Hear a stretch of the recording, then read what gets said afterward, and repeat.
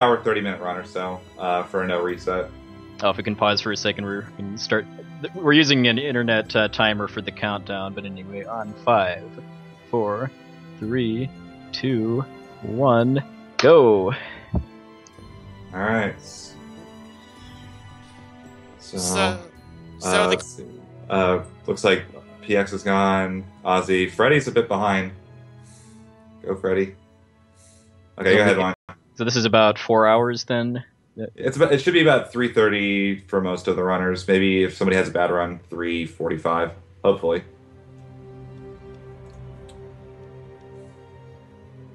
So.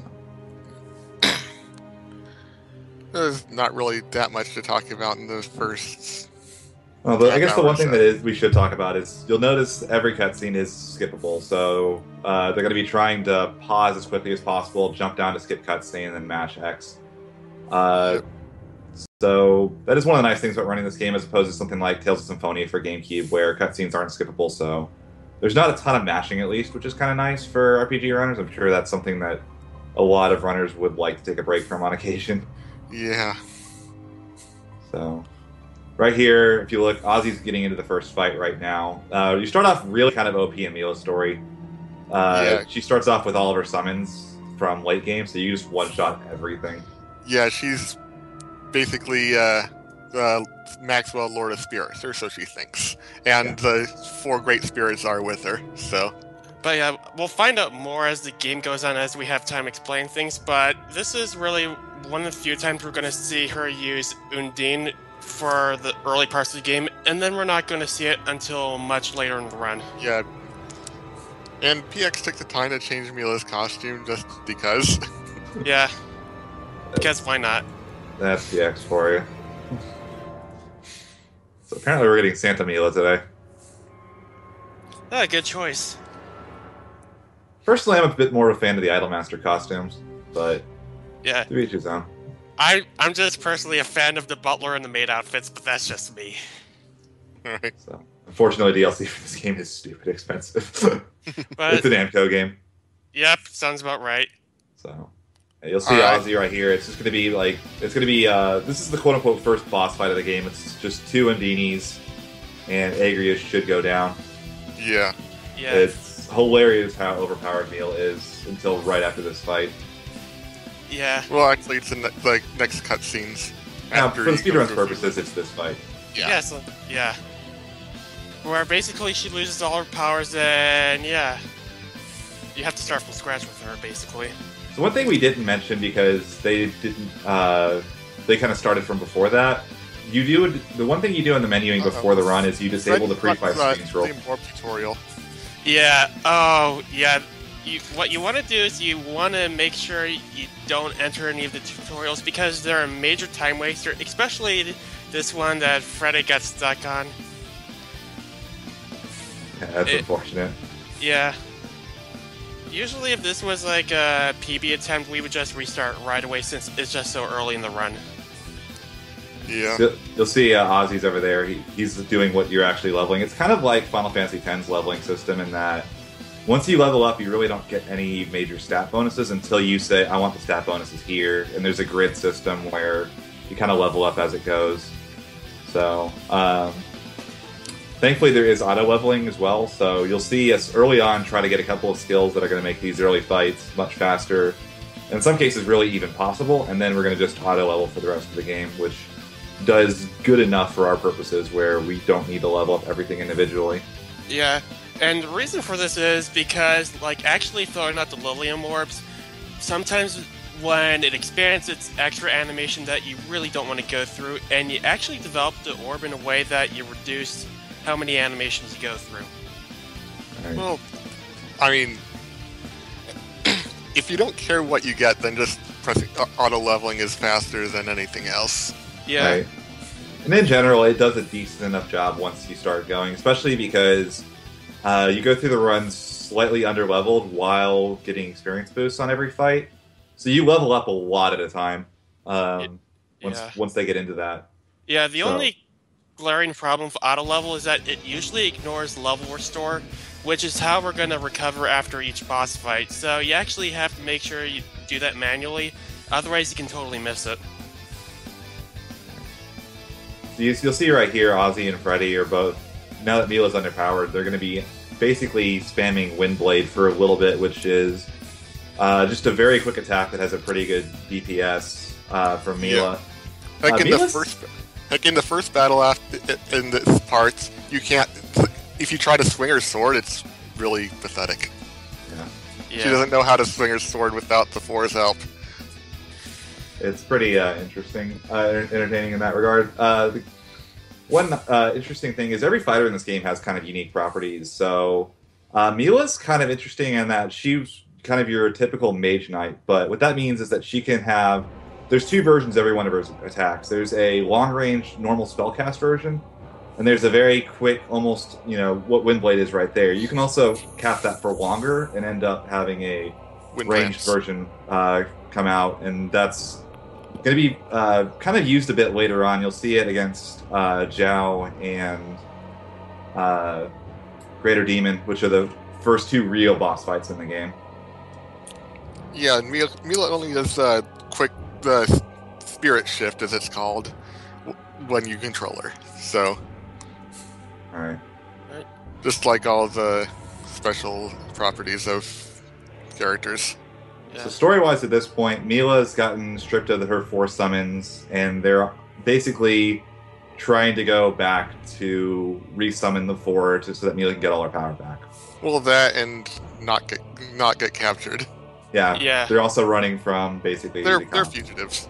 Yeah, Jude is on the run because he found out some stuff that he really wasn't supposed to, and he ran away with Milla, and Alvin came along. Yeah, Alvin's a mercenary. He saw an opportunity to make some money. Yep. So right now we're actually doing what the first sub-events. So sub-events are basically the side quests of Xillia, and these things. Basically, we find items, we return them to people, and we kill things. Or we kill things. And we only actually do 2 of them. One of them is forced, and another one that we'll run into later, we do get an item that we can use to level up the shops, which we can talk about later. Yeah, this one's required. It's basically how Milla's training by taking on this mission. All right. It also it's basically a tutorial quest as well. Like the first fight that you get when you exit that teaches you about linking. So this is interesting for a Tales game in that it has a mechanic. Tales games are kind of cool in that they're built where you can do 4-player co-op. Everybody can control an individual character, but it's kind of rare to get 3 buddies in a room with you to do a 80-hour RPG. So they came up with a concept for this game called linking. And basically, it allows you to just kind of have one of your AI partners focus on working with you, and you get specific attack boosts for working with them. Each character has a different bonus you get when you pair with them. And as you can see on Ozzy's and Freddy's streams, you can use linked arts under certain circumstances. Yeah. And, I mean, there are several ways of actually following up. The most obvious one is to attack. And second way is if a certain linked skill activates. And then, actually, let's just say you're knocked down by an enemy and your linked partner picks you up. That will give a jump to your gauge, and that can actually let you do what we call a linked art. So basically, you use a art, and then you get a prompt to hit a button, and that will let you do a pretty powerful spell. And when the gauge is completely full, you can actually do a combo where you can chain them together, not only with the character that you're linked to, but you can actually switch to another character in between and keep it going. Yeah, and in that battle right there, you start with a full overlimit gauge. Just for tutorial purposes, I think. Alright. Overlimit is another one of the little mechanics. There's a bar on the left side with, I believe, 4 or 5 little notches for the gauge. Once it's full, you can release it all. 5 at the top one. 5 is the top one? Okay. Once it's full, you can release it in what's called overlimit. Each of the attacks normally takes an action point. I forget what the exact name for it is. Since this was a joint effort between Team Symphonia and Team Destiny, which are the 2 Tales Hub development studios, they kind of they tried to make like a greatest hits where they took the best of each studio's ideas. Yeah. mind if I talk about like the difference between the Team Symphonia and the Team Destiny Go style? right ahead. Alright, so basically, fans like to refer to the combat systems in Tales games in one of two styles. One of which is the Team Symphonia style, which is probably what a lot of people in the West are more familiar with. Basically, this started out with Symphonia, and there's a lot of emphasis on moving around in a 3D field. You have traditional magic in the form of TP, and they're usually like you can do like over limits depending on the system. And with the Team Destiny games, it's a little bit different. Like, usually there is a lot more focus on like getting hits, rechargeable attacks, and while Team Symphonia games are kind of like one line of evolution, Team Destiny games, their combat systems just branch out, some of which may be related to each other, like the Tales of Destiny remake having a chain capacity gauge, which was later used in Graces. And actually, up until Graces, pretty much all the combat was done on a 2D field. Right, so since some people might not be as familiar with the series, what are the Team Symphonia games and what are the Team Destiny games? Alright, so the Team Symphonia games are Tales of Symphonia, Abyss, Vesperia, and Xillia. And as far as the Team Destiny games, you have Tales of Destiny, both the original and its remake, Tales of Destiny 2, Tales of Rebirth, Tales of Hearts, Tales of Innocence, and then most recently Tales of Graces. And Graces F. And Graces F. It's a lot. They've been kind of more reluctant to translate and bring over the Team Destiny games than Team Symphonia games, which sort of makes sense given that the series didn't have a huge Western following at all until Symphonia, and it kind of died in the West after Vesperia came out for a while. Yeah, basically a lot of because there was like one of the few RPGs on the GameCube at the time, and with each Tales game that came afterwards, they had trouble keeping the success. And I think the last game to be released for a while was actually Dawn of the New World for the Wii. And then there's this long dry spell of several years where people thought that Namco had totally abandoned the Tales series in the West. And from 2008 to 2012, that was a dry period. And then Namco released Tales of Graces F and Tales of the Abyss for the 3DS around the same time in 2012.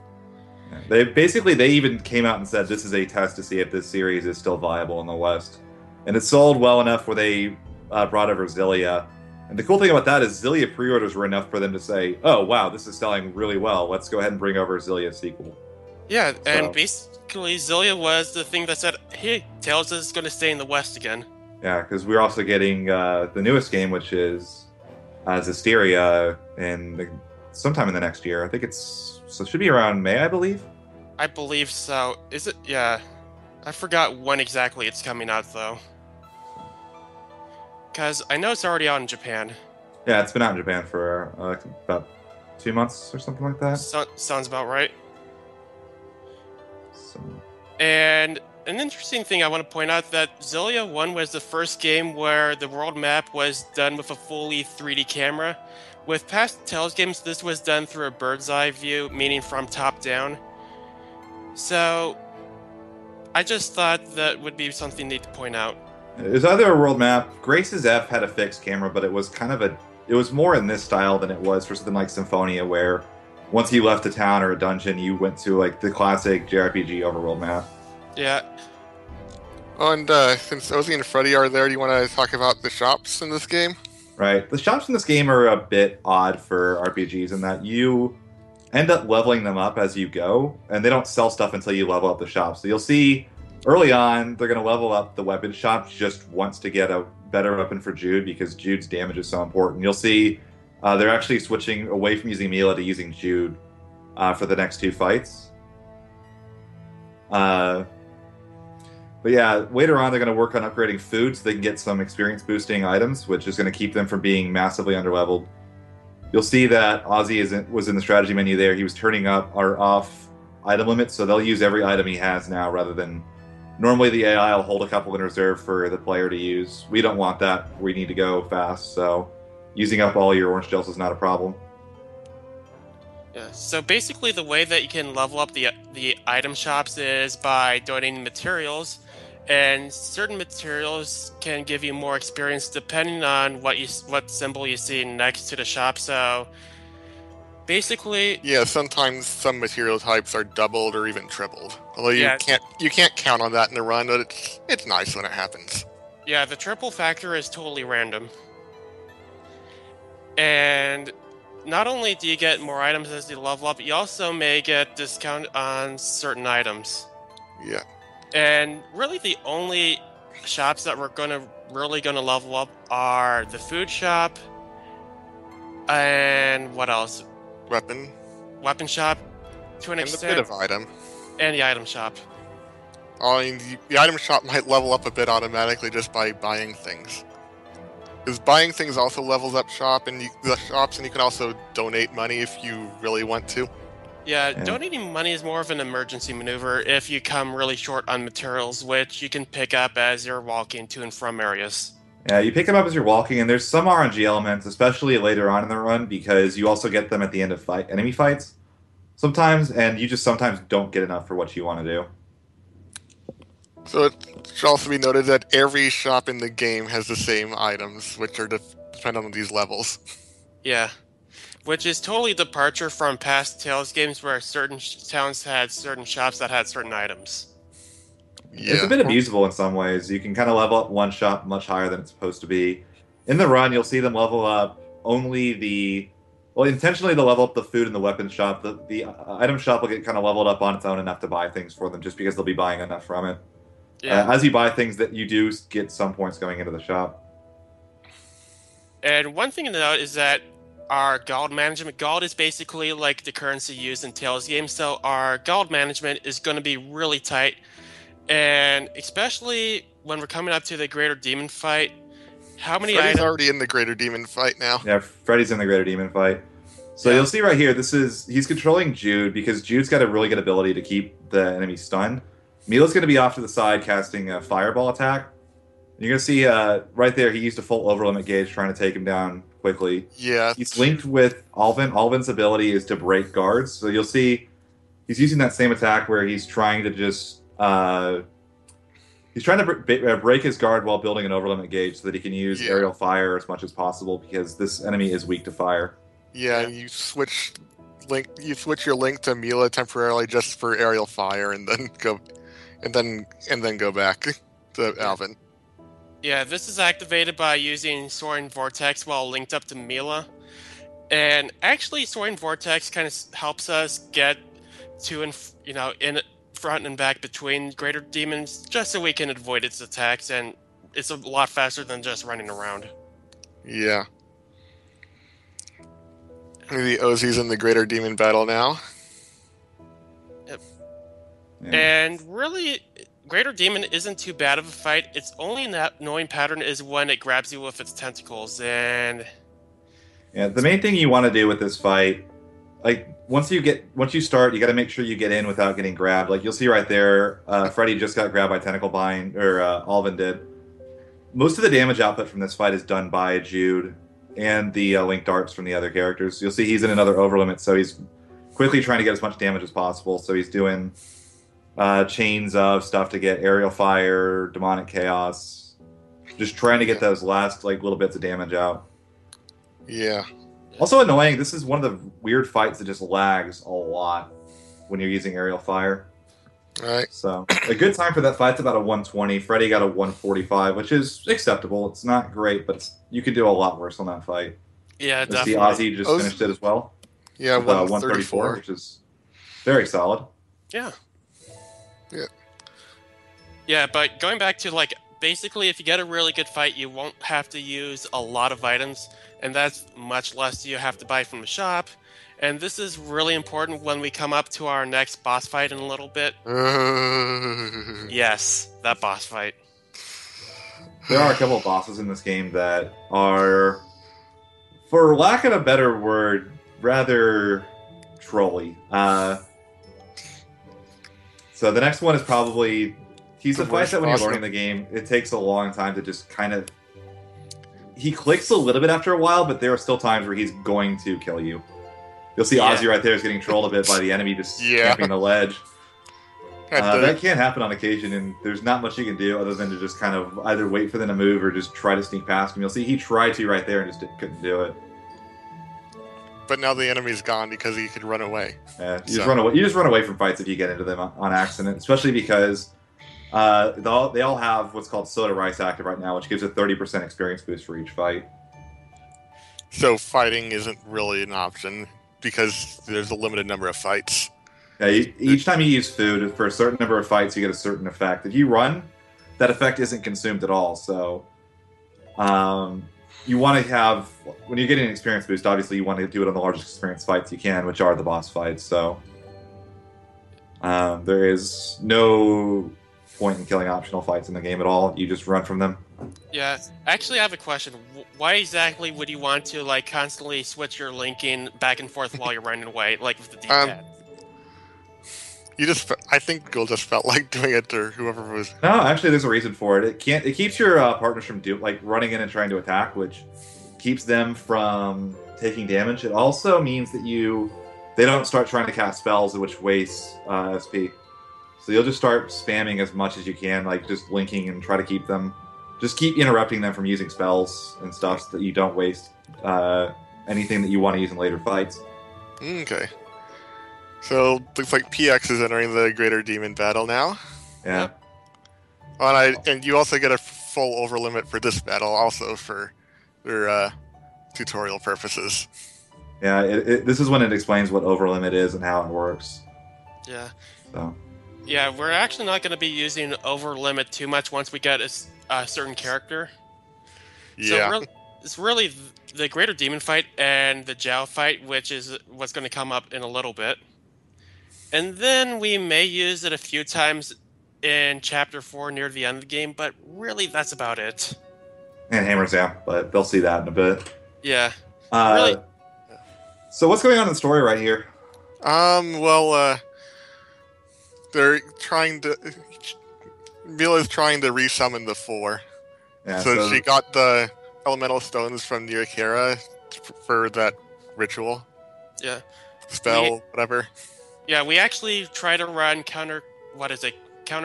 Wait, is it clockwise or counterclockwise? Doesn't really matter. Doesn't really that matter. much. Yeah, it's more of a personal preference more than anything. Whatever you're used to. Yeah. So see right here, Freddy and Ozzy are re-upping their items. This is the last time they're going to shop before probably the hardest boss fight in the game to learn. Yeah. And we actually don't buy the max number of items because we actually get to pick some up from treasure chests along the way in a little bit. You aim for something like 10 to 12 of each item because you pick up 2 of them. So you're getting life bottles, orange gels, and apple gels. PX got a Gels. 130. Hey, Mine, do you want to talk about what gels do in this game and why it's a bit different from normal RPGs? Alright, so the way that items work, usually in RPGs, items will restore like a set number of, let's just say, HP or magic. But in Tales games, this is more done on a percentage, I believe. So basically, you have what you call apple gels. They basically restore 40% of 30%. 30. Thank you for reminding me. So 30% of your HP, and then you have what we call orange gels, which recover 30% of your TP. Yep. And there's also lemon gels, which do 60% of HP. Like it kind of scales up. Yeah, a bit as you pineapple go. gels 60% of MP. Melange gels 30% of both. And Miracle are 60% of both. I can remember what that was called. I'm not sure I've used it. They're also so it's place kind of target interesting in versions. that they're when you start off, you're only buying apple gels and orange gels because that's what you can buy. The game doesn't let you buy anything else, but they're not like they get more useful as the game goes on because you also get more SP, more TP, which means that you get more from each of them. So it's kind of got a weird effect in that items stay useful the entire game, but they're not particularly useful at the beginning of the game for it. And then this game's version of Phoenix Downs are life bottles. Yeah. So. And with Tales games, in a new game playthrough, you only get to have like 15 of each item at a time, and which makes your item management a lot more important than most other RPGs, where the item limit is a lot higher. 99 usually.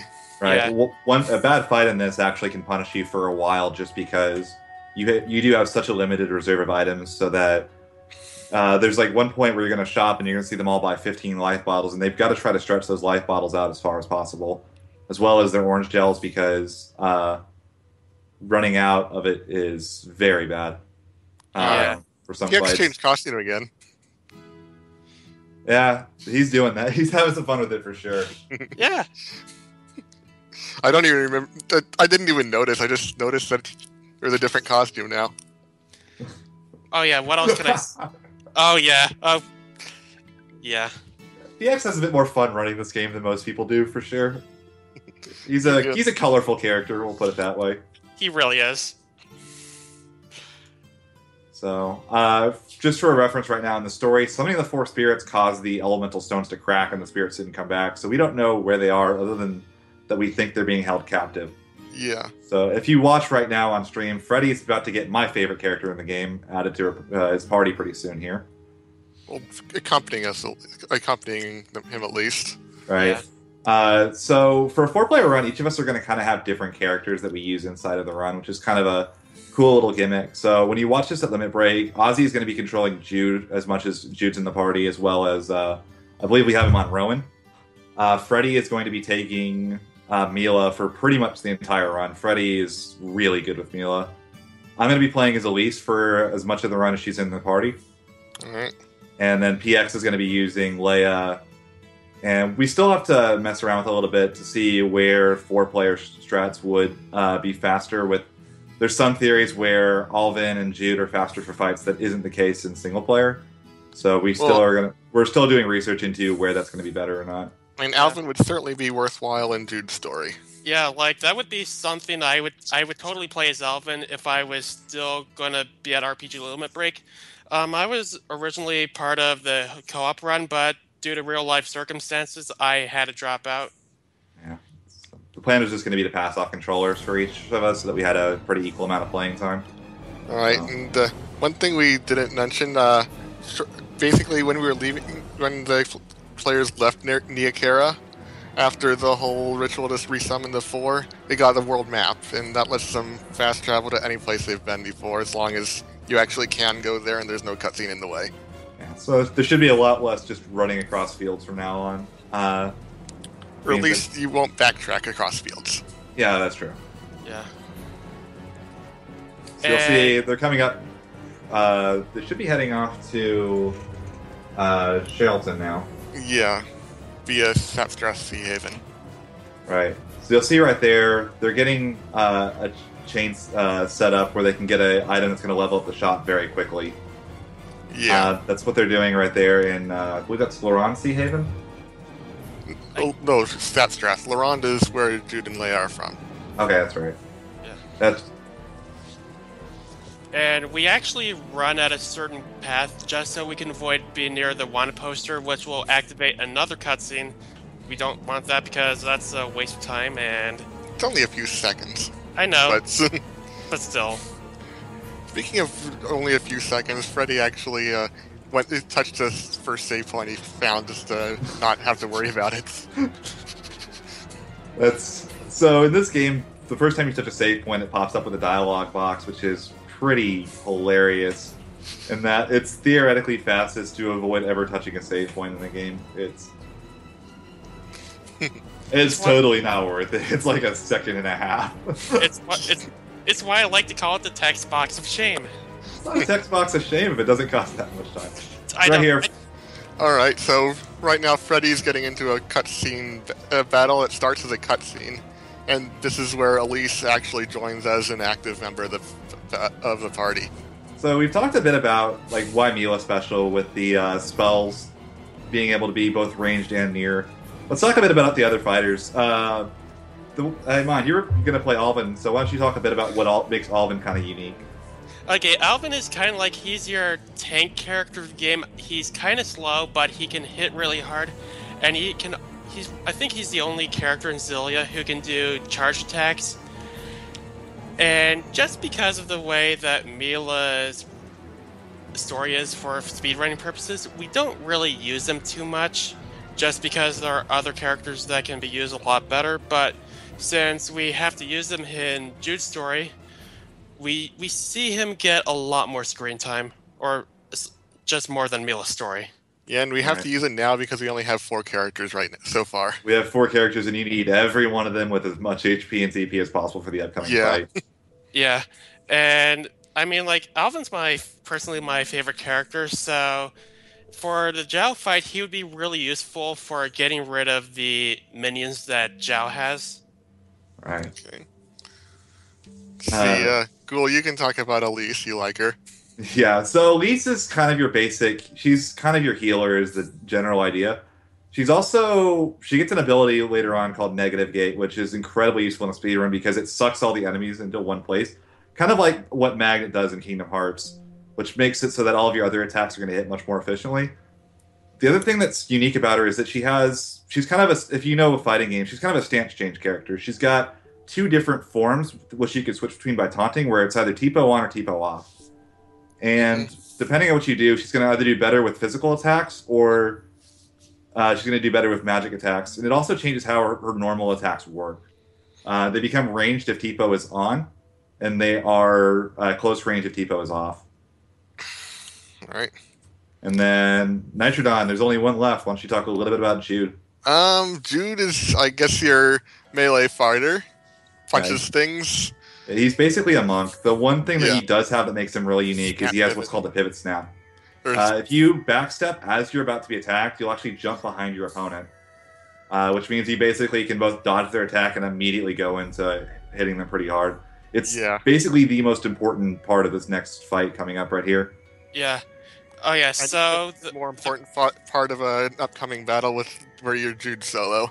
Yeah. That's it makes him by far the best. If you had to play just one character by himself, you would probably want to play Jude just because he is so much better at avoiding damage with the pivot snap. Yeah. Yep. And, okay, so our party level going into this Jiao fight is 4-6, 4-7, so Jude and Milla at level 4, Alvin at level 6, and Elise at level 7. So if you ever want to practice this game for a speedrun, that's the level you want to go to in this fight, because we don't have time to fight enemies and get more levels. This is awful. So if you're gonna want to watch Freddy coming up right here. This is since we're so underleveled, this boss has a lot of things he can do. Oh, even if you're not underleveled, he's still annoying. Yeah. Also, we're playing on normal. So Jiao starts off. He's got these 2 wolves, as you can see right here, and we're gonna start by taking those guys down. Milla is set to use Windlance, which is the element that Jiao is weak to, and actually it looks like he's getting a pretty bad pattern. So what that's going to do is that's going to draw Jiao's aggro towards Milla, and the hope is that Milla stays alive as long as possible, just to distract Jiao while you kill his minions. It doesn't look like that happened. Yeah, he didn't survive very long at all there. That was pretty... So you'll see that once Milla dies, Jiao's going to start going after Jude, which is really, really bad. Jiao can also summon more of those after you kill them, so you want to keep him once you take out his minions. You want to keep him in stun lock as long as possible, and he can he uses whistles, and he'll summon another enemy, and he can do that like 3 times in a row if he wants to. And he can't really interrupt that either. Yeah, you can't interrupt it. The only thing you can do is try to keep him stun locked as much as possible to reduce the chances of him doing it. Yeah. So you'll see they'll use Soaring Vortex, which he's both weak to, and also stuns him. It looks like Freddy's getting pretty bad luck right here. Yeah. You see Jiao just hits like a truck. It's 1 or 2 combos and the character's dead. Yeah, and he's pretty fast for a big character. That's the other thing. It's funny because later you fight him again later on as part of a 3-person group, and he's actually by far the easiest to kill in the group. Yeah. Although I killed him first in casual just because I remembered how annoying he was the first time. Yeah. The other You'll 2... see they're using Final Gale as the main link dart you want to use here, just because, again, Jiao is weak to wind. We haven't talked about it yet. There's another mechanic for this game's battle system that makes this fight particularly difficult. Mine, do you want to talk a little bit about the Iron Will mechanic? Alright, so basically the Iron Will mechanic is what's put in there to keep players from being able to stun lock and spam enemies to death, especially bosses. So usually after a while, if you hit them non-stop, a blue exclamation point is going to pop up above them, and you can't cancel their attack, so you either have to get out of the way or block it. And this really discourages spamming melee, so this is why in speedrunning Tales of Xillia, we really see more a focus on like magic and projectile attacks. Right. Basically, the previous Team Symphonia game before this, Tales of Vesperia, is kind of infamous for being broken as far as infinites go. There are 8 characters in the game, and I believe 5 of them have infinites. And it was a way of just making sure that couldn't happen. Oh, man. That's Freddy's getting some bad luck right here. Yeah, He's Freddy might have to game over and restart the battle. Yeah. He got the life bottle off. Oh, there's Gilded Fist, though. That Gilded Fist basically does 500 damage, and you almost can't even guard it and survive. There's the whistle to bring more enemies. You also see the bird in Ozzy's stream right now. That's the same basic thing. He can either summon a bird or a wolf, and it's RNG which one he'll bring. Yeah. So you said You said game over. Is this like Final Fantasy 13 then, where if you die, you can just restart the battle? If you die, you go back to the menu, which on occasion is nice because if you say forget to level up, you can actually re-level up or change around your strats if you forgot to do something going into a fight. Yeah, final battle is the only way to level up the other characters, but that's... Yeah, and I mean, you can practice Jiao all you want to for hours on end, and you can still die to bad luck. That's just how the fight is. Yeah, I've actually gotten to the point where he was down to about 1,000 health, and then he just whistled 4 times in a row, and that was just game over. Yeah, and when he whistles, I mean, you hope you get wolves and not birds, because birds are harder to hit. I mean, have you ever tried punching a bird? I can't say I have. Subtle plug for RPG Jerkbird. Yes, so if you want to spam RPG Jerkbird, this is your time. So, yeah, it looks like Ozzy's having some pretty rough luck as well. Also known as This Is Jiao. Yeah. Yeah. It's actually amazing how consistent they are at this fight. I think I've seen Ozzy and Freddy do this fight 3 or 4 times in a row with no issues. So this is actually pretty unfortunate. But they're also giving PS a chance to catch up, which I'm sure is the actual goal. Yeah. So you'll see right there on Freddy's stream, that was that Gilded Fist attack again that just does so much damage. So, and he also can combo into it, so there are times you just can't even guard it. Yeah, and PX might catch up if they game over again. Yeah. Yeah. And it's really tempting to just go after Jiao right away, but since you're at such a low level, the wolves and the falcons can hit you pretty hard, and usually if you're fighting Jiao, they will try to go after Elise, and they'll just interrupt her and keep her from doing anything, like especially her healing spells. Like Healing Circle. If we leave her alone, she can't even do that, because we only have so many items during the fight. You set Elise to just kind of hide off on her own. Ugh, another Gilded Fist right there. Sneaking in and getting a hit. So her main job in this fight is just kind of stay away, use items, and cast Healing Circle as much as possible. There is an alternative strat that's a bit riskier where Jude links with Elise and goes straight after Jiao, and you hope that Alvin and Milla go after the wolves. But it's a much more difficult strat. We haven't really worked on it as much yet. Yeah, and actually, if you see what happened in Freddy's screen, basically when you link up and you have a chance of activating the skill, like for Milla, it's the bind skill, which keeps them in place. It jumps up the gauge, and it doesn't happen too much unless you look at an enemy stats and it says, oh, this is who you need to link up with. Alright, it looks like Freddy is... Yep, there goes Jiao right there. Yeah. Alright, second 3 try, minutes, not bad. Not bad. 3 minutes is very acceptable for that fight, with very, very good RNG and perfect play. That's about a minute 50 fight. That fight almost never goes perfectly. I believe my personal best for the fight is about a 2:30. Yeah, and second try isn't bad for Jiao either. Yeah. You'll definitely take that if you can get it in a no reset run. Yeah, I mean, usually a rule of thumb is try to go 3 attempts before, think about restarting.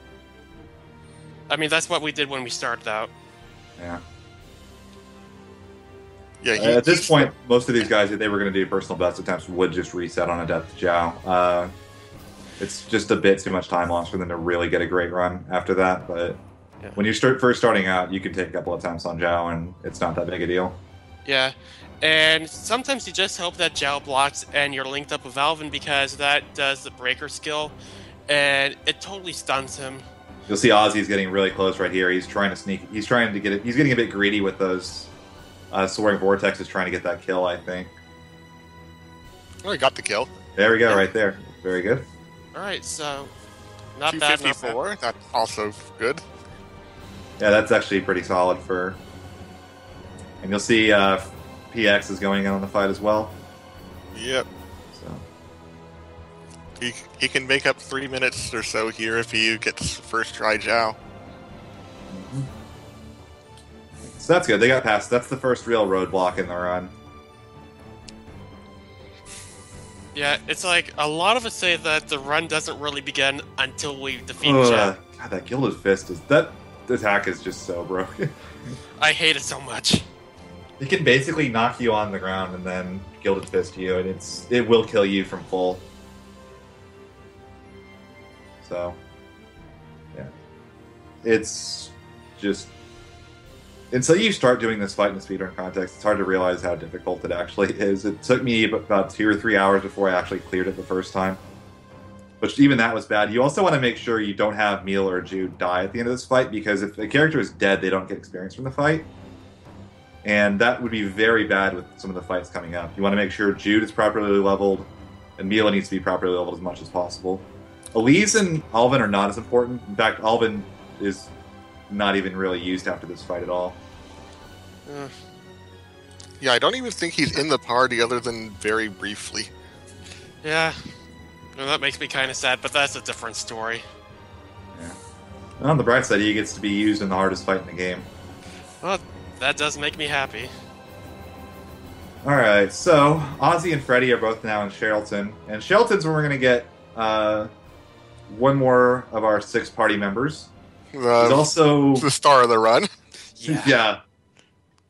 Nashidon, you like mages. Why don't you talk a little bit about Rowan? Okay, so he's Mage. He moves slowly, has low defense, and his spells hit pretty hard. And his special ability is art tuning, and that lets you, I guess, press circle or something. At least the circle button appears on the screen. I never actually used it. And that makes the art a bit even more powerful, or changes it somehow. Right. Depends on what spell you're using. So right here, you'll see Freddy's using them. So let's talk a little bit about Fireball. Yeah, Fireball.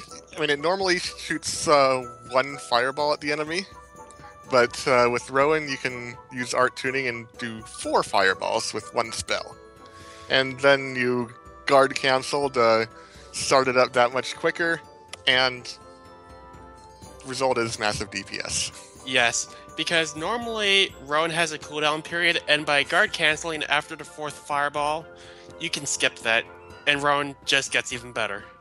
Right. What's so unique about Fireball that makes it so good for this? All right. Well, it is powerful. It hits 4 times with art tuning, and it can cause burn status, which makes enemy take damage over time proportional to their max HP. Right. So it's going to be used on pretty much everything. You know what attack is broken when you use it against the fire boss? Yep. Yeah, I was just going to say that.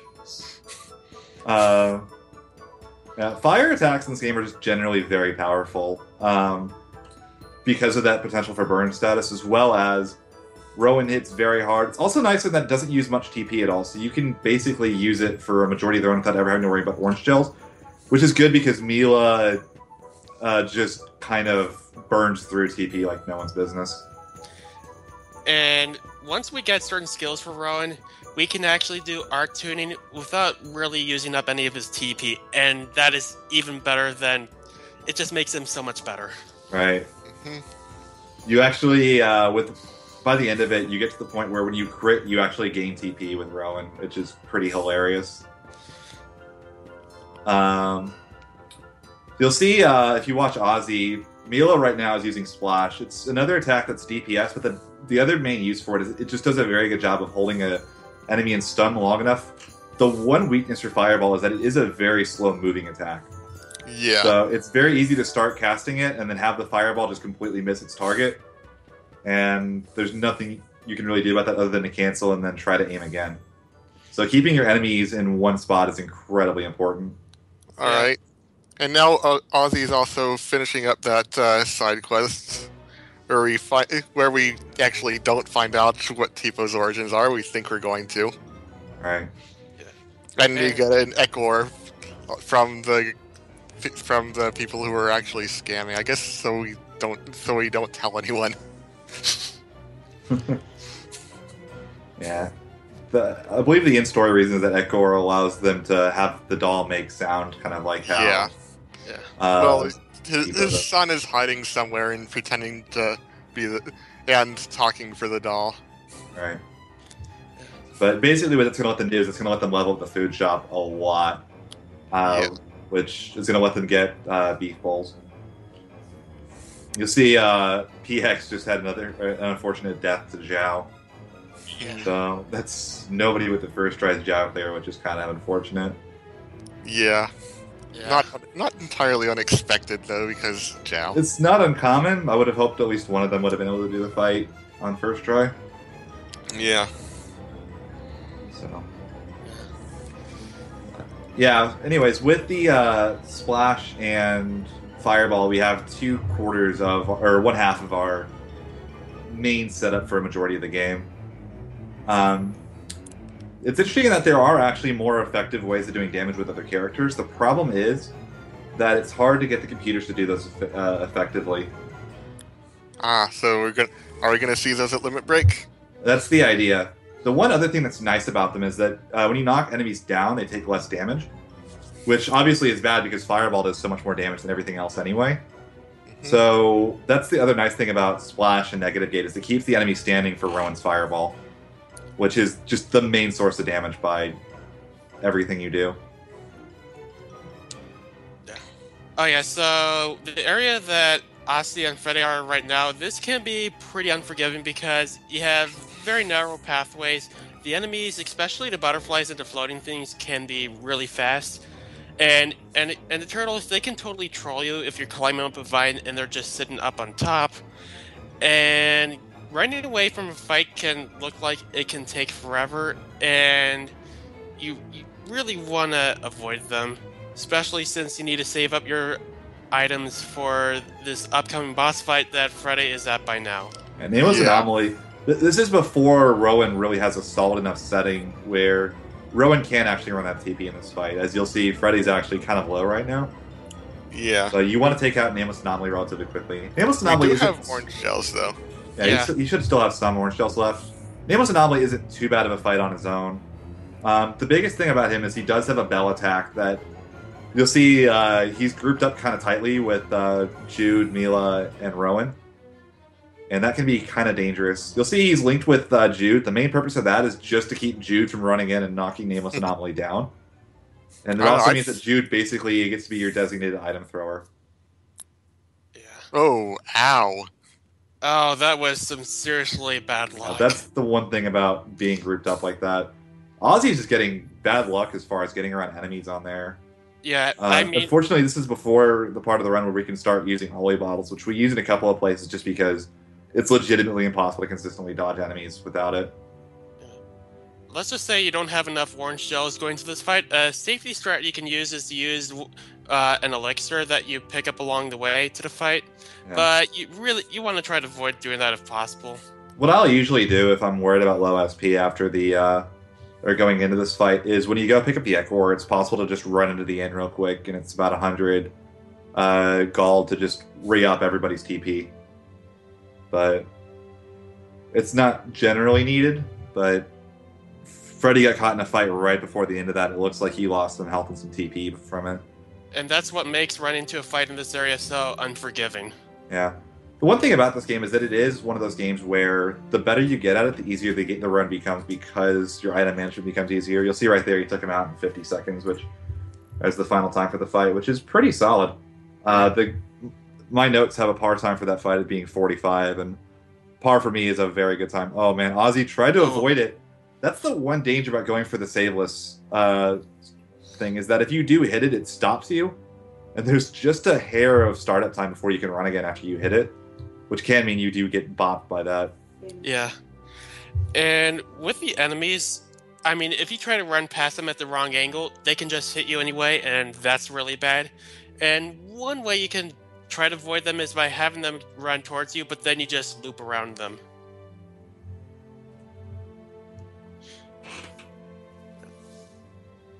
Yeah, so Ozzy's just now getting into that fight as well. Yep. PX is still on Jiao. Oh, I think PX has almost... Oh, please say he can do it.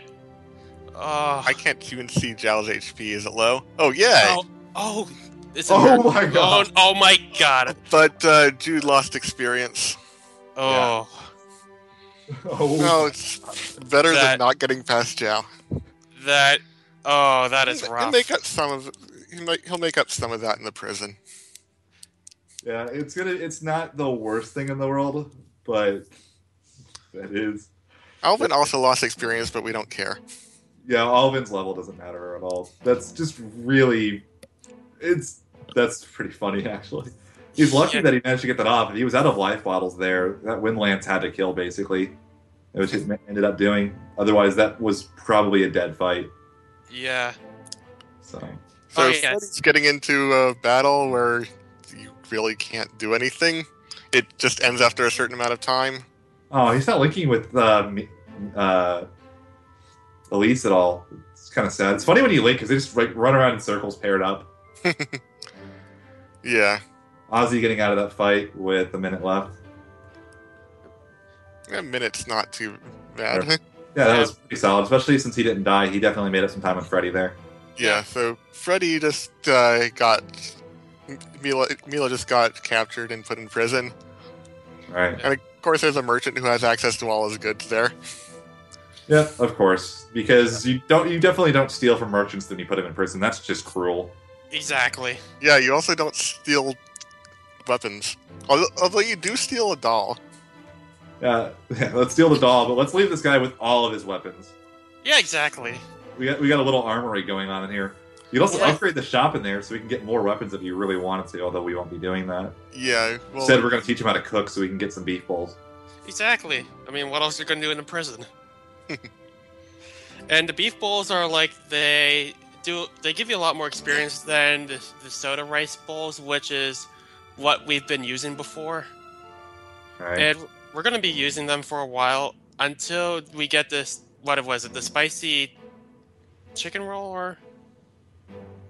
But basically, when we get those later on, those can give us like 100% more experience. But for now, we just have to settle with the beef bowls. Which is 60%. Yeah, it's 60% for the next... for the medium beef bowl, it's, I believe, 5 fights or so. And it's like 3 for the small beef bowl. Yeah. And they can be on the pricey side, so one thing that we like to do after the Nameless Anomaly fight is to pick up a treasure chest that's right nearby.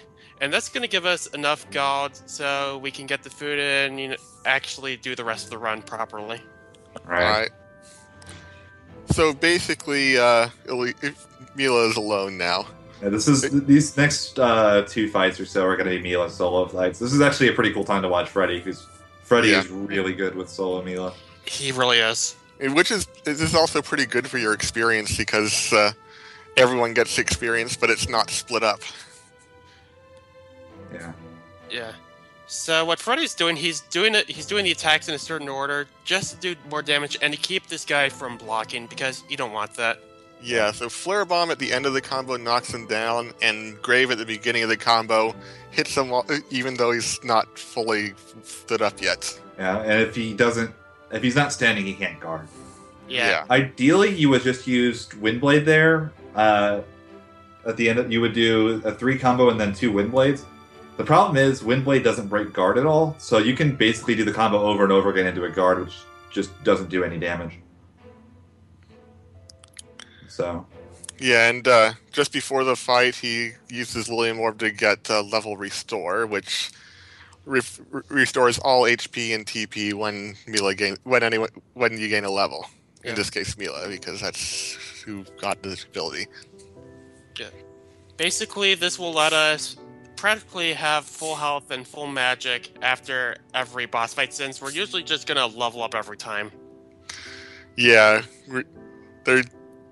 you're under leveled enough that you're not gonna, and we have experience boosting, so every boss fight will involve a level gain for everyone. Yeah. all right.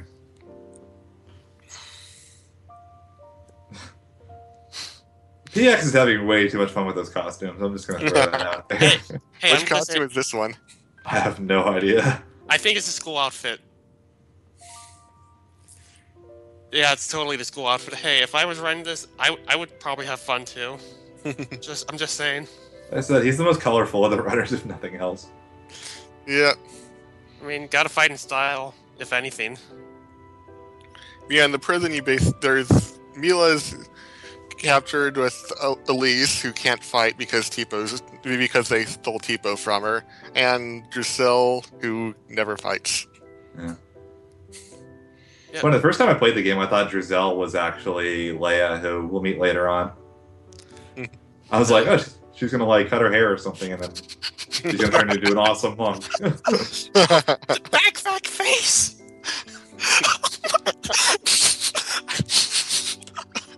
Oh, Sorry, I'm losing it right now. I'm the sorry. backpack face. Oh my god! I'll catch my breath. Okay, I'm good now. Did PX did the backpack head? He really did it. Yeah, you can put adornments anywhere. So you can take a backpack, place it on the head, and rotate it so it's blocking your vision. Although it doesn't actually block anyone's vision because you have a third-person view. We should totally make that a donation incentive for the run. I can't believe he actually did. You can put them literally anywhere. So the idea is you're supposed to put it on somebody's back, but PX obviously had different ideas for what to do with the backpack. I don't see the backpack. Who has it? PX. Wait, Jude. Jude has it. Yeah. All right. Right.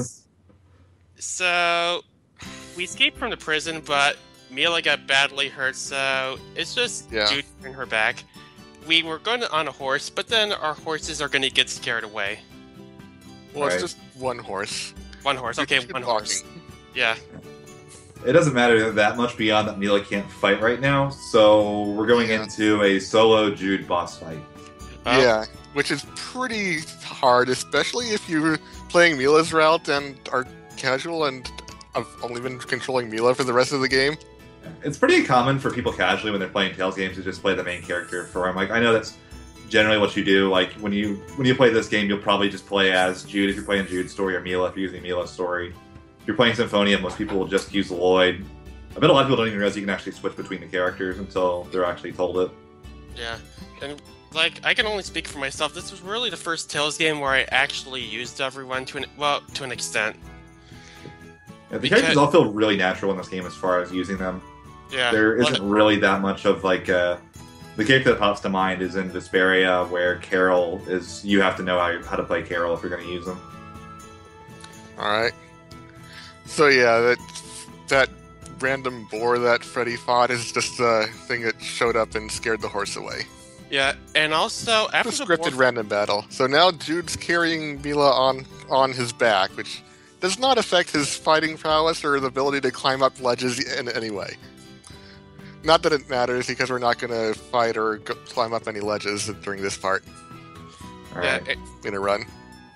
Yeah, an interesting thing is that, like, after the boar fight and, like, after the cutscene, like, there may be a chance that there's an enemy that's right in front of you, and if you don't get out of the way fast, you'll get into encounter. Already? Side by side, Ivar's here? No. Okay, Ozzy's just a little bit behind. So Ivar is probably one of those fights that can go very bad very quickly. You'll see right there, Freddy just got comboed. He can only take 2 combos from Ivar before Ivar will kill him. Yeah. Yeah, it isn't exactly a difficult boss per se, but the choke factor can be really high here if you slip up, because he can do a status effect. What was it? Art Seal. Yeah, Art Seal, and you need to use Soaring Vortex to do some good damage on him. You can do it without him, but it's pretty bad. The other thing you're going to see right here, like the idea for this fight is you want to get him stun locked as much as possible, and whenever he gets his Iron Will mechanic, he's always going to do either that Wind Spear where he jumps into the air, or he's going to do the attack where he's in the ground. You want to get a pivot snap on that so you can go straight into hitting him some more. If you get that, you shouldn't have any issues with the fight, but on occasion, pivot snap is kind of finicky. You won't get him into Iron Will. So see right there. Oh, wow. That's no room to dodge. So close. You'll see right there. Pivot snap on occasion just doesn't work when you want it to. Well, I just think there's not enough room to dodge with that backstep, and that's why pivot snap didn't work. Yeah. I think. I mean, usually it's pretty nice about that. So see right here, Freddy's going to try it again. If you do 2 full combos, at the end of this combo, you'll get the Iron Will attack. Yeah, he was a bit too early on the dodge right there. If you dodge that Iron Will attack, you can basically just combo him to death or whatever, as long as you continue to dodge his Iron Wills. Yeah, I mean, thankfully, Ivar has big enough windows to do pivot snap, and that's what kind of makes this boss fight a bit easier and less annoying. Unlike one of the problems with Jiao is that Jiao's attacks have different timings for each of them to dodge. With Ivar's, the attacks that you do want to pivot snap, the timing is all very similar. So once you see the exclamation point pop up, you can pretty much finish whatever attack you're doing and then pivot or jump back and you'll get the pivot snap. So, which is the most efficient way of fighting him, or the easiest way of fighting him. This, see right there, the end of. See right there at the end of the combo, he's got it. Alright, and Ozzy's starting the Ivar battle now. Yes. He's like, if Jude's Story wins for the co-op run, like, we'll really get to see him shine, since I always associate him with doing really well in Jude's Story. Yeah, this fight in Jude's Story, actually, we talked about how Jude can tank 1 combo before dying. In Jude's Story, that's not the case. Any hit from Ivar will kill you if he combos out of it. Yeah. Alright, so. PX is starting the Nameless Anomaly battle. Yep. In case you missed it the first time. Yeah, like, the one thing that the Nameless Anomaly control you, let's just say it flies high up in the air, this can actually get your fireballs out of reach, and that is bad. That's just the game just being mean to you. Yeah. Now, the 2 things that can go bad in the Nameless Anomaly fight are he can go high, and the other one is he can use his Bell attack, which can basically wipe out anybody it hits. Looks like he's got a pretty good stun lock going, and he's on the other side, so... Yeah, basically, the Iron Will mechanic, like, you can still see the blue exclamation point even with using your arts, and sometimes, like, a boss will just decide it's going to move out of being pinned down. Right. The reason that the projectiles and the stun lock works better on the Iron Will mechanic is that Iron Will generally, they'll always come out of it with some kind of attack. So unless they have an attack that pushes them forward out of it, as soon as they finish the attack, they'll go right back into getting stun lock. Yeah. It isn't perfect. Go ahead. It isn't perfect, but it's good enough for the run. Alright. That was a pretty good fight, 46 seconds. Yeah, 46 is a very good time for that fight. The backpack face has been going in. Well, we need to see backpack face against Ivar. We definitely do. Oh, this will be good. It'll be epic. You'll see on other fights, like I said, the biggest one that comes to mind is Wingle has an attack where he jumps up and then flies forward. If he gets that while Iron Will, he can escape out of your stun lock. But for the most part, since you're still attacking them while they're doing it, the other thing about the Iron Will mechanic is they still do take all the damage, and in that case, it's kind of like if you play Smash Brothers, it's what I always call it Super Armor instead of Iron Will.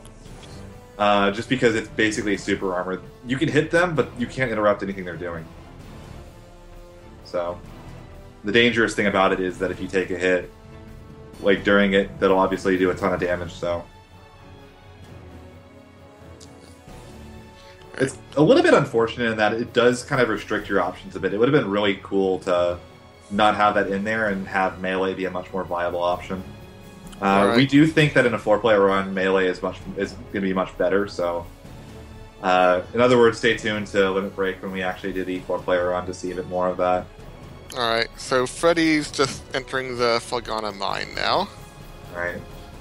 This is the last This is the last dungeon of Chapter 1. So Tales of Xillia is broken into 4 chapters. And Chapter 1 feels like it goes on for a long time. Same goes for Chapter 2.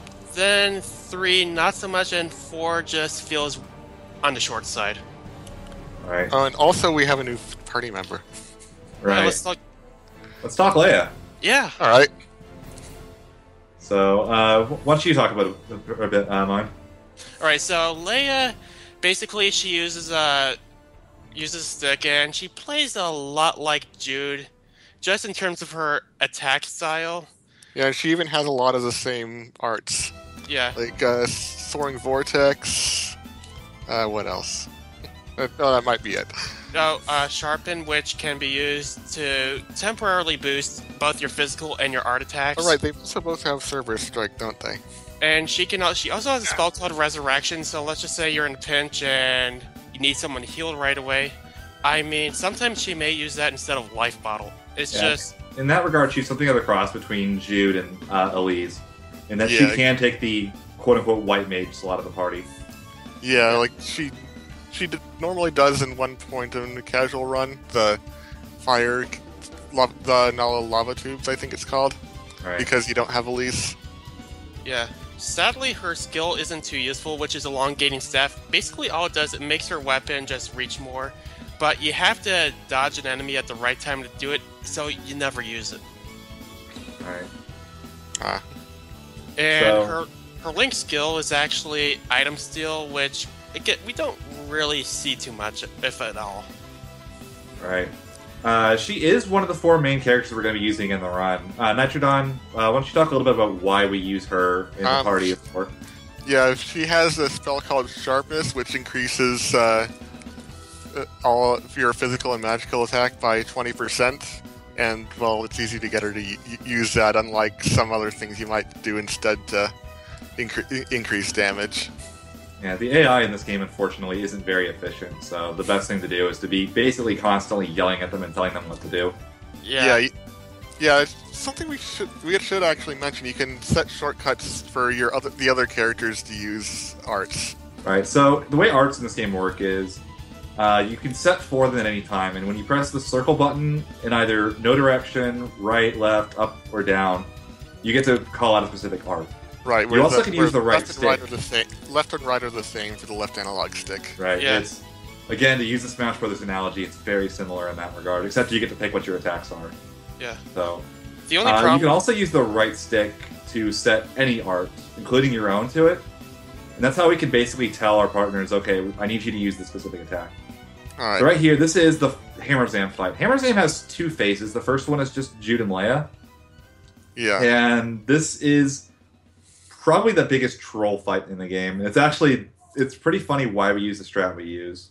Yeah, he likes to burrow into the ground, especially when you're just about to hit him. Right. So you'll notice... especially when you start a linked art chain with Sharpening Pulse. And then you try to continue it with Soaring Vortex, and he's underground and you don't hit him. Yeah, it is possible to do it before he burrows in the ground, but that... Again, I mean, this boss fight is just a pure RNG mess. If he ducks down, he can get up, and before you hit him again, he can do it. So we see Freddy in the lead again, taking on Hammer Zam 1. So yeah, the strat for this fight is actually pretty funny in that you'll see it when we get Milla right here. Milla doesn't do anything in this fight. Milla is a designated item thrower. And the reason is because if she starts to attack, there's a potential that she knocks him down, which could trigger that Iron Will mechanic, which would allow him to burrow. Yeah.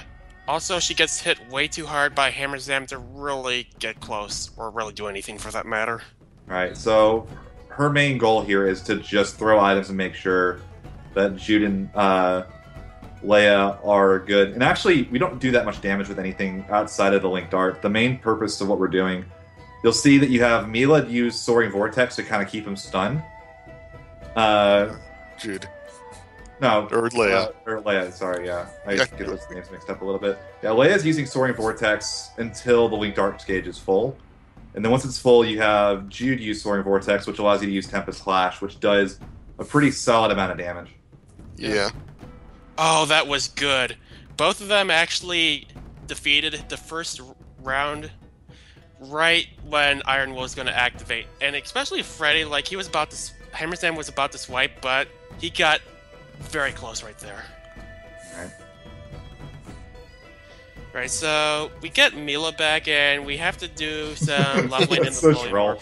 You see Freddy right there getting off the Linked Art right as he's going underground, so he just Yeah, straight up hits. So the last one just didn't do anything. It just Yeah. Assuming that you can defeat Hammerzam quick enough, hopefully we won't see him summon any minions. That's just a bit more time just to defeat them. They aren't a big deal, but they're more a nuisance. Right. This fight can go on a very long time if things go on. yeah. In general, your goal for this fight is about 2 minutes. You can see Freddy's just getting really bad luck. That drill rush attack right there, he is completely invincible. There is no way to force him out of it. Yeah. You see right there, immediately coming out and going back underground. And he doesn't even take any damage from like any attack you're doing while that.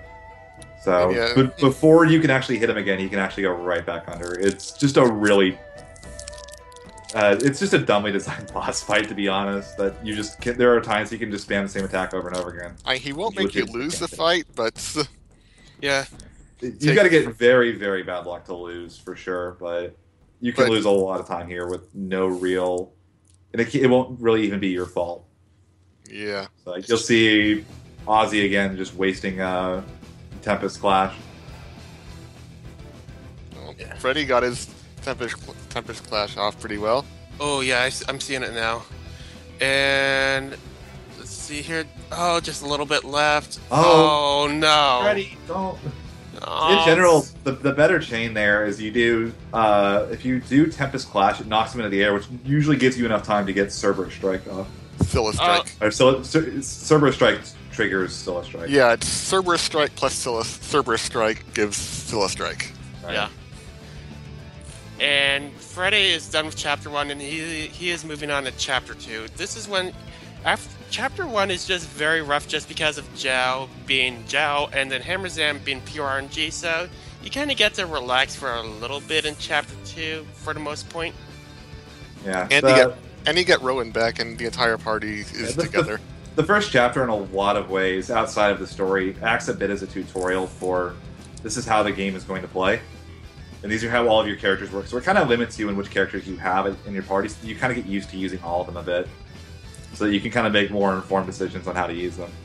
Once you get into the later chapters, and it opens up a lot more with what your options are. So, looks like Ozzy should be nearing the end of this fight a little bit. This next over limit, if he managed to get all of his attacks off, he should actually. He was. He's lucky he didn't trigger over limit there, which is good. If he triggered over limit, that could have been very bad because that would have wasted all of his over limit. Yeah. So, Nice. mind if I talk a little bit more about the shortcuts? So, like, usually what people have been doing is that you can actually rotate, so you don't have to frequently mash in a certain direction. And the only problem with using the shortcuts is that it overrides auto item, and that can be really bad if you're not too careful. So you have to make sure you can do your spells and also do fireball spam while guard canceling at the same time. All right. So yeah, two or three things you have to do at the same time, really. Freddy is still in the lead at the moment. Ozzy is not too far behind anymore. He seemed like he made some time there. Pretty far behind. Yeah, so PX is just now entering Ivar. Or no, he's doing the fight before Ivar. Yeah. That backpack face is so good. Backpack face. Go backpack face. So he's the one to watch. The other one just gonna fight a slightly bigger boar. So. Yeah. Oh, and you see on Ozzy's stream, Jude has some sort of lights around him. That's because he used a holy bottle. That makes enemies just kind of either ignore you or run away from you. I'm not sure which. In Xillia, they make you run all over the place, so you can still run into one by accident. This is different from, say, Symphonia, where they will just stay there and act like you're not there. So you have to be really careful with Holy Bottle, and you also have to make sure your party's at a certain level for it to actually work, and not to have the enemies charge at you right away anyway. So Holy Bottle is just interesting in Xillia 1. Right. So Something to PX note, is- PX might not be as far behind as it might seem. He does have the oldest PS3 of the group. He's running it off a digital copy, and he's known to have some really weird issues with the game. So, fortunately, at the Limit Break run, I'll be bringing my PS3, and I have a solid-state drive. We should have zero issues with that at the marathon. But So yeah, Yeah. PX cool. is fighting Ivar now. Hey, Ghoul, Is- how much time does the solid state drive save and loading? It depends on the game a bit. I think it's hard to tell because all the Nico times that you look at for the game, the top, within the top, it's like 10 minutes between a time that does have a solid state drive and one that doesn't, I think. But that might be because the better runners just invested in the solid state drive anyway. So there's a bit of a selection bias there as well. I've heard, stuff about it saving as much as, 3 to 5 minutes over the course of 2 hours. If you're running a digital copy on a solid state drive. Oh yeah, back to you, Nitrodon. Yeah, PX is fighting Ivar. Yeah. With the backpack face. Yep, with the So- backpack face. Who knows how Jude is actually seeing these attacks to pivot snap, but he seems to be doing okay. Yep. You gotta be one with the backpack. And PX is doing really well in the battle. Yeah, he's got a different strat from what everyone else is doing. You'll see he's using Demon Fist to just kind of keep his distance a bit, rather than the in-the-face stuff that everyone else is doing. That's actually a really good fight. That was Yeah, 112 is good. I mean, 112 is pretty standard. yeah, pretty standard. Yeah, but like if you could get sub 1 minute and 10 seconds, that is pretty good. Yeah. In general, the goal time for that is about a minute. Is a pretty good time. You'll take between 1 minute and 1 minute and 10 seconds. So that was very solid for sure. Also, a much safer strat than the others because he's not in Ivar's face, which means that it's a lot harder to get hit.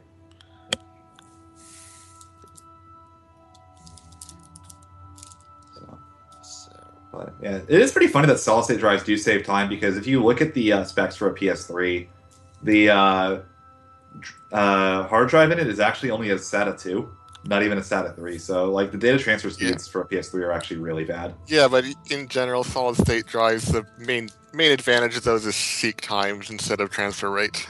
Right. It's just it's very interesting to see that. I know that the PS4 has some similar things. The Xbox One actually is even more drastic, but you have to crack open the console to do it. I know, because there is no easy way to access the hard drive on it. Yeah. I think compared to Vesperia, yeah, I mean, like, solid state drive doesn't save nowhere as much time for Xillia, but I mean, it's still enough to, make a difference. Right. Freddy and Ozzy don't have it. They're both using the standard, and their PS3s are slightly newer, so they should have very comparable load times. So, just one of the joys of running a modern game. Yep, exactly. So, And Freddy is coming up to the Brutar fight. He can be a jerk if he wants to. yeah, this is. You'll see right here. We've got the main setup going now, though. Elise is using Negative Gate, which is the kind of hands right there that are coming out of the ground with the darkness. That allows you to. It's like I said before. It's like Magnet in Kingdom Hearts. It's pulling him into one spot. Splash is also just kind of tacking on some damage, adding some extra stun lock. But the main thing is it's just keeping him in place for Fireball. Yeah. Yep. So you'll see how slow those Fireballs do move, and that makes sure it's very likely to hit. Yeah. The thing about Brutar is, again, he's another one of those guys that with Iron Will he can escape out of Negative Gate. So Yeah. Another one coming up not too far in the future. Oh, looks like Freddy has burn status, which, I mean, just having it once is enough to usually turn a battle in your favor. you see that extra damage just popping up over his head every now and then. Burn status is so good. It just does extra damage. It's even better if you're fighting multiple enemies, because if they link together, if you get burn on one, you burn them both. So it's just free damage that you're getting constantly. PX is just having too much fun with those costumes. Yep. Hey, let's Schoolgirl Leia.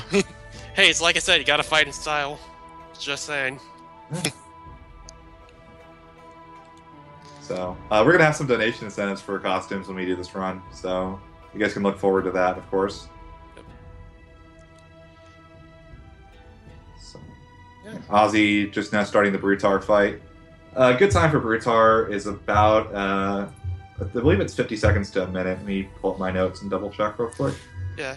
And sub 50 is your goal time for this fight, so anything around the 50 minutes to 1 minute range is a pretty solid fight. A lot of it is just, does he get locked early, and does he stay inside of stun lock? The other thing that can play into factor is, again, that item management, which is so important. Because if you look, Elise and Milla just run out of TP very quickly relative to the others. Rowan can just cast for days and never worry about it. But I guess that's the advantage of Fireball being the first spell he learns in the game. it looks like Brutar some minions. Again, I mean, it is random. Yeah. We did? Yeah. Oh, yeah, I see. The wave He's a things. cute little guy. He's not going to do that much, really. Yeah. The goal is still to take out Brutar. You don't switch your target until you take him out. Although he's getting trolled a bit as far as not being able to go in. Oh, he did it again. Yeah. Should still be okay. You can see a bit of the difficulty of using Rowan in this is just that you have to... he's very slow, so actually avoiding attacks is kind of difficult, as well as the spellcasting. So making sure you don't get interrupted before you get queued spellcasting, which is an ability that allows you to start casting, guard cancel, and then cast again. But they don't get that for a little while. It's really useful in that you can actually get the entire cast animation out of the way with, cancel with the guard so that you can re-aim and then cast. And then the spell immediately comes out is the biggest use for it. It just makes sure that those spells hit if you're hitting a moving target. So right here, we're seeing Rowan use a different spell on Freddy's stream. Yeah. Juan, you want to talk a little bit about why we use Windlance on occasion? Yeah, the reason we use Windlance on occasion is just easier to hit some of the certain enemies. Just because, I mean, Fireball. It's faster. Yeah, Fireball can be done 4 in a row, and if you can kill them fast enough with a Windlance, you just go with that. The other advantage is that Windlance is a multi-target spell. Fireball doesn't pierce anybody, so if you use Windlance on a group of 4, you can hit all 4 with one attack. And yeah, we're basically going in, trying to enter the obligatory tournament. Yeah. Yeah, it's a JRPG. There's got to be a Coliseum of some kind. Yeah, and the interesting thing about Jiangdu, which is the city we're in, really the only viable option to buy items is from the vendor near the arena, because for some reason the shops are on like this different floors, and why waste the time using an elevator? We don't have time for it. Yeah, we don't have time for that stuff. Yeah. Thankfully, the food shop is on the bottom floor, which is the main thing you would need to buy at this point. At a previous shop, they should have re-upped all of their items. Their orange gels, their life bottles. Apple gels aren't really that useful anymore, but they still probably will just re-up them just because they can. Yeah, basically after the Jiao fight, we really don't use apple gels that much anymore. Side note, can I just point out how weird the mining minigame is inside of that? PX is doing it right now. Yeah. It's so bizarre. It's like the only point in the game it does that. It just like warps you to a screen, you just mash X until you charge up to break some rocks. There's no punishment for failure other than you have to swing the thing again. It's just a very weird inclusion. I just thought I'd point that out. Yeah. Yeah. Basically, so your pickaxe, whatever, can charge up to a 3rd level. It can be really hard to do unless you can button mash really hard, but usually like level 2, which is like, depending on how they glow, that's enough to knock down the walls. Right. Yep. So, Sometimes you just have to be really careful with your party order, especially when characters join in and out. Because sometimes if you're not careful, you could go into a fight and realize, oh hey, I have Alvin in my party instead of someone else who is supposed to be there. And I can speak from experience from trying to learn the route that I have made that mistake. Right. You can switch out in the middle of the fight at least, which is nice. Yeah, but it's just a lot easier to do it from when you can. Right. So we have Freddy's in the lead by just a little bit right now. Ozzy's just now finishing up the first Coliseum fight. Yeah. So the difference between them is that shop and the stay at the end, basically. The great thing about switching out your characters in battle is that by hitting the R3 button, the battle speed will just slow down by a lot, enough to really let you think about, okay, who do I want to switch in? All right. So. And since we have multiple fights, you really want to make sure that you have enough food to last you. All right. Yeah, that Wind Lance is really good against mobs, especially when you get them all pulled in.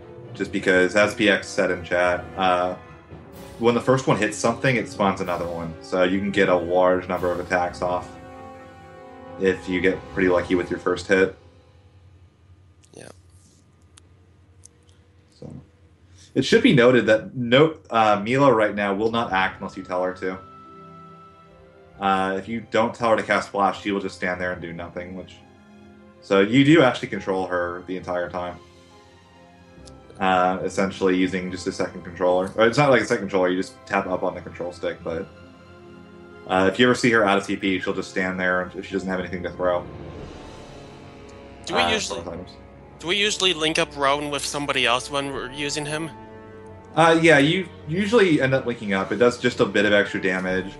If the sharpness boost from Leia goes off, it'll hit both characters, which is always nice. It kind of depends on, or by the fight, who you want to link with.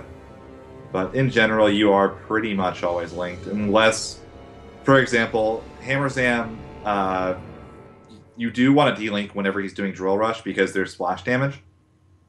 And there's just no reason to stay linked while he's underground. But when he's above ground, you do link up with Leia again.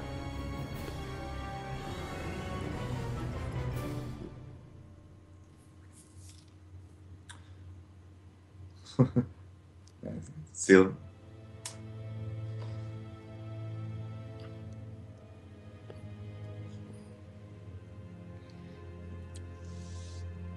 Alright, so Ozzy's doing the actual tournament now, I think. Right. Yep. It's a length of about 3 or 4 fights.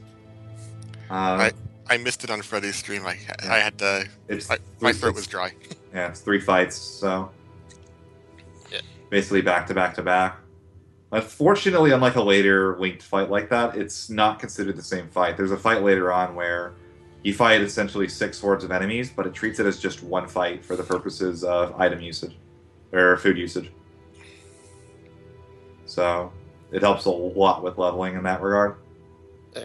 So with Tales games, there are actually 3 different ways you can play a character. Automatic just means the computer places them.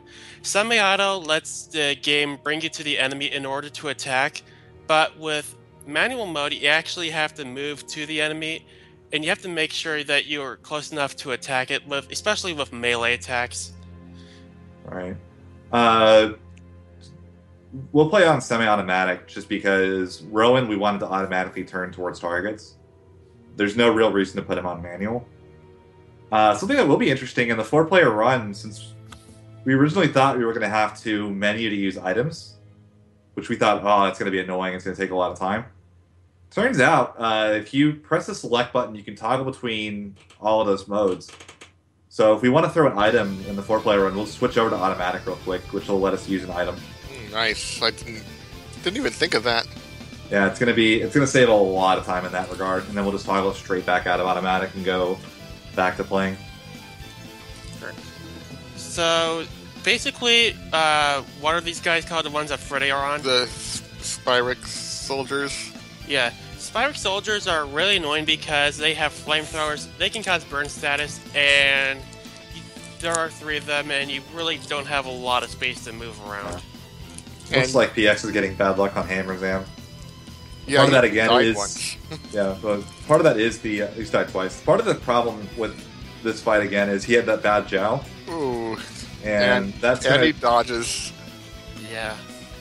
that bad Jiao is actually hurting him a bit here because it does mean he's gonna have fewer items for this fight. You don't have enough money to really buy everything we're gonna need. So the more items you can save after Jiao, the better it's gonna be. So Jude's Yeah. also slightly underleveled, so that's playing a factor as well. Also, in that Spyrex Soldiers battle, the party's fixed, so you don't have Elise for negative gate. Alright. Because Elise is out in the stands getting kidnapped, and Alvin's following after her. So now we have to go and find Alvin and Elise. And there really isn't much to say, we're just gonna run back and forth, and we can't actually warp out once we get out until we get to a certain point and activate some cutscenes. Yeah. Alright.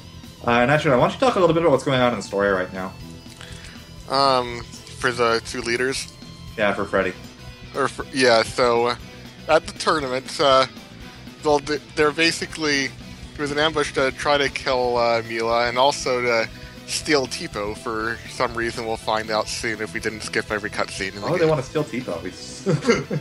They just want to deal with that voice the entire time, huh?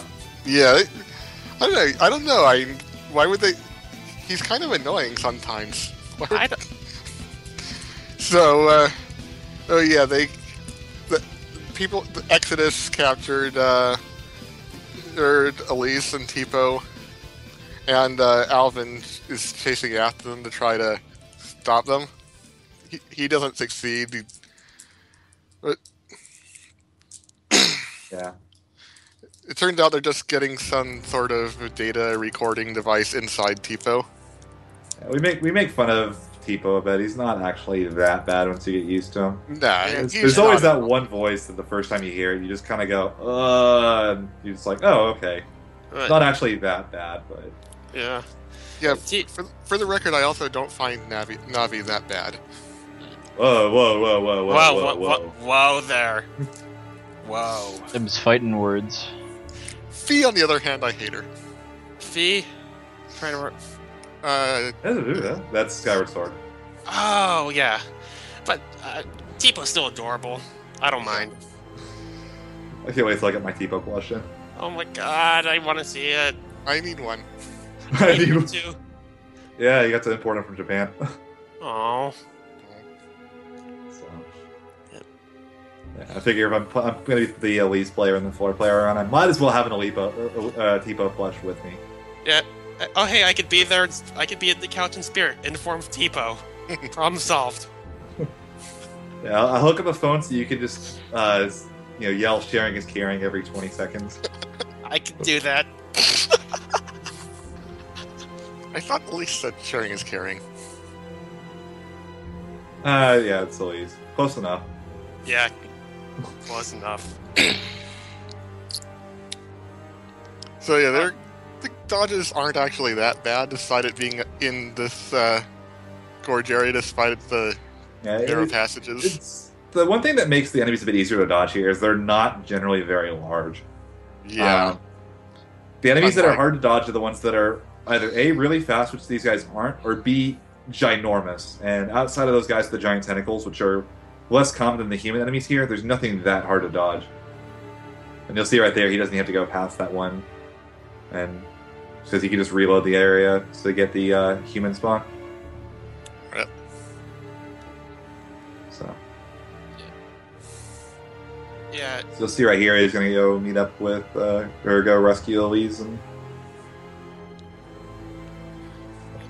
And then we're going to have to climb out for a little bit. Yeah. They don't enable fast travel again until you climb up and go across the bridge, so you've got to backtrack some. Yeah. It's just in general you can't fast travel past cutscene triggers. Right.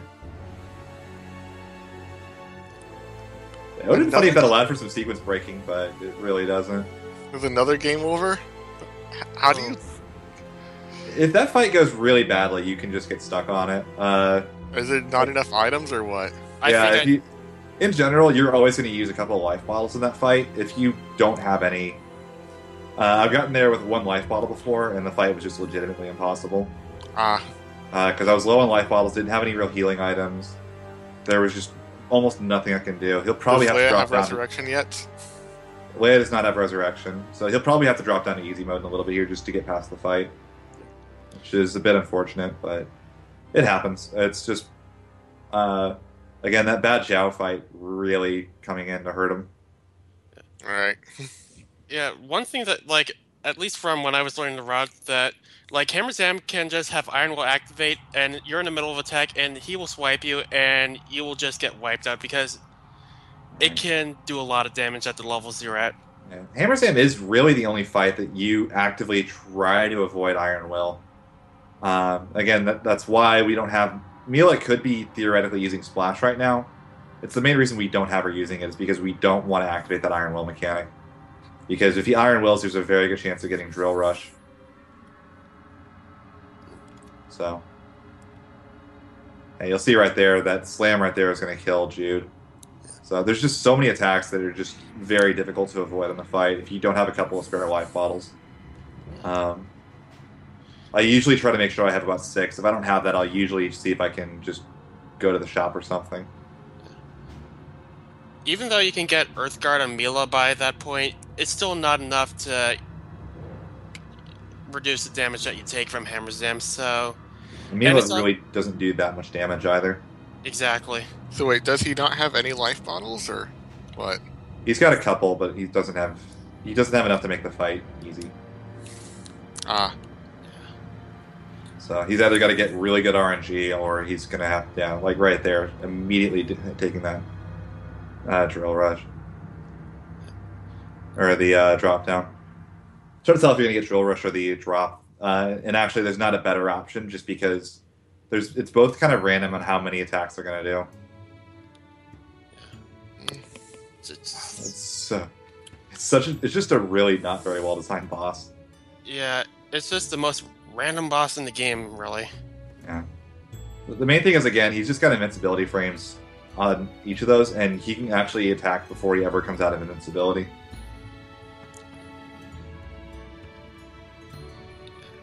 And yeah,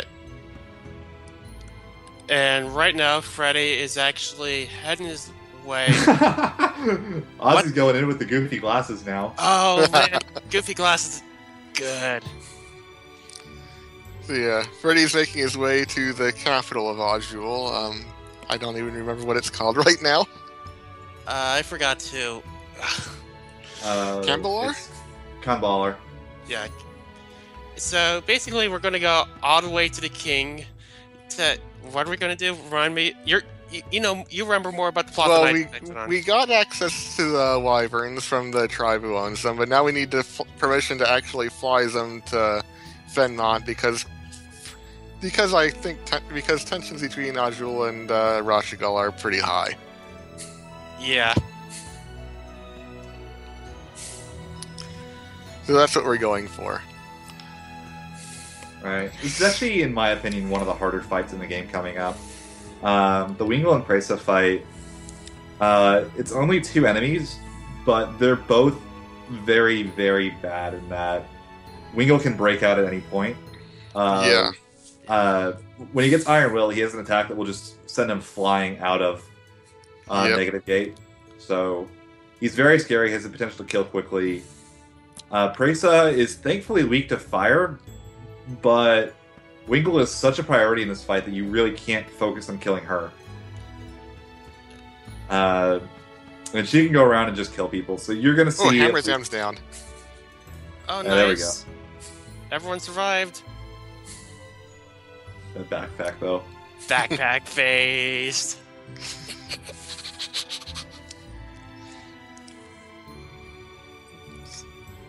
Alright. Yeah, so you're gonna see they're gonna go over to the inn here, heal up a bit, go grab some items. I think the inn is required. Yeah, the inn's required. They're gonna buy fruit and cheese small, and they're also gonna buy a chicken roll now once they upgrade the shop.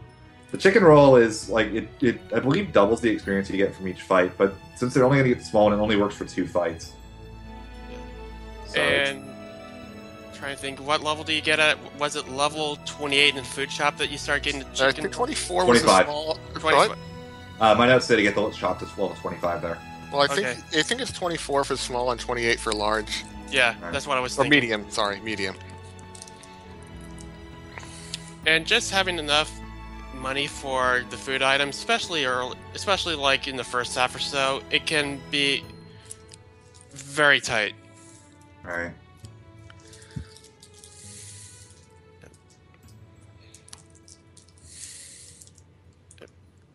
So, I think Freddy just went through the wrong door. No, that's what you actually do.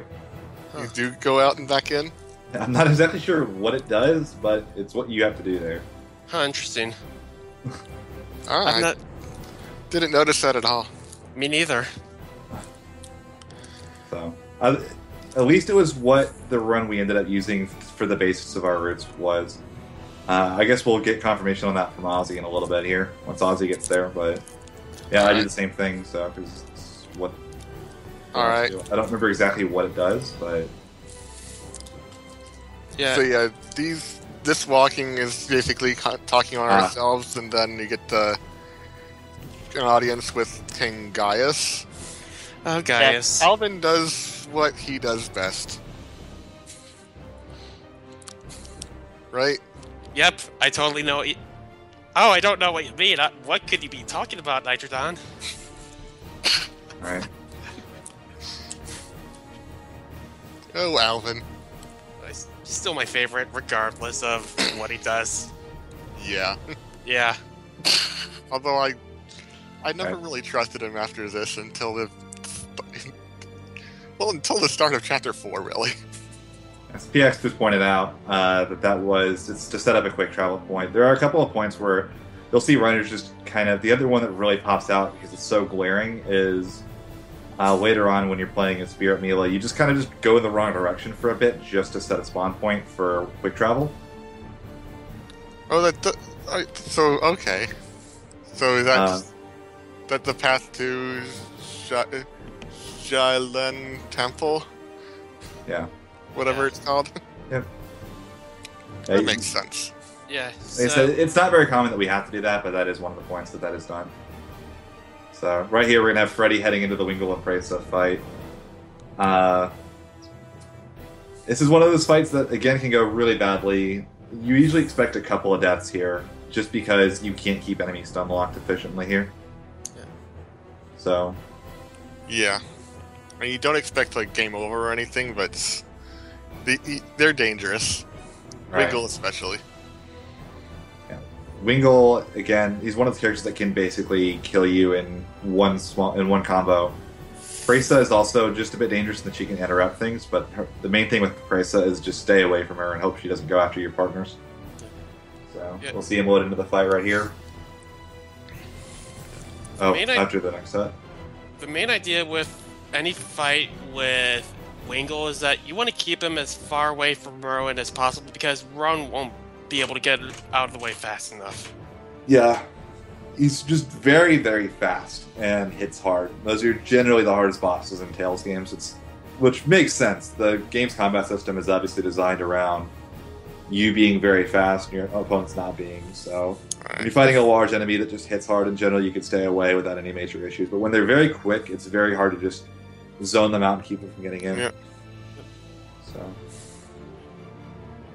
yeah, you'll see Presa as the girl with the cattail on the just going in on Elise right now.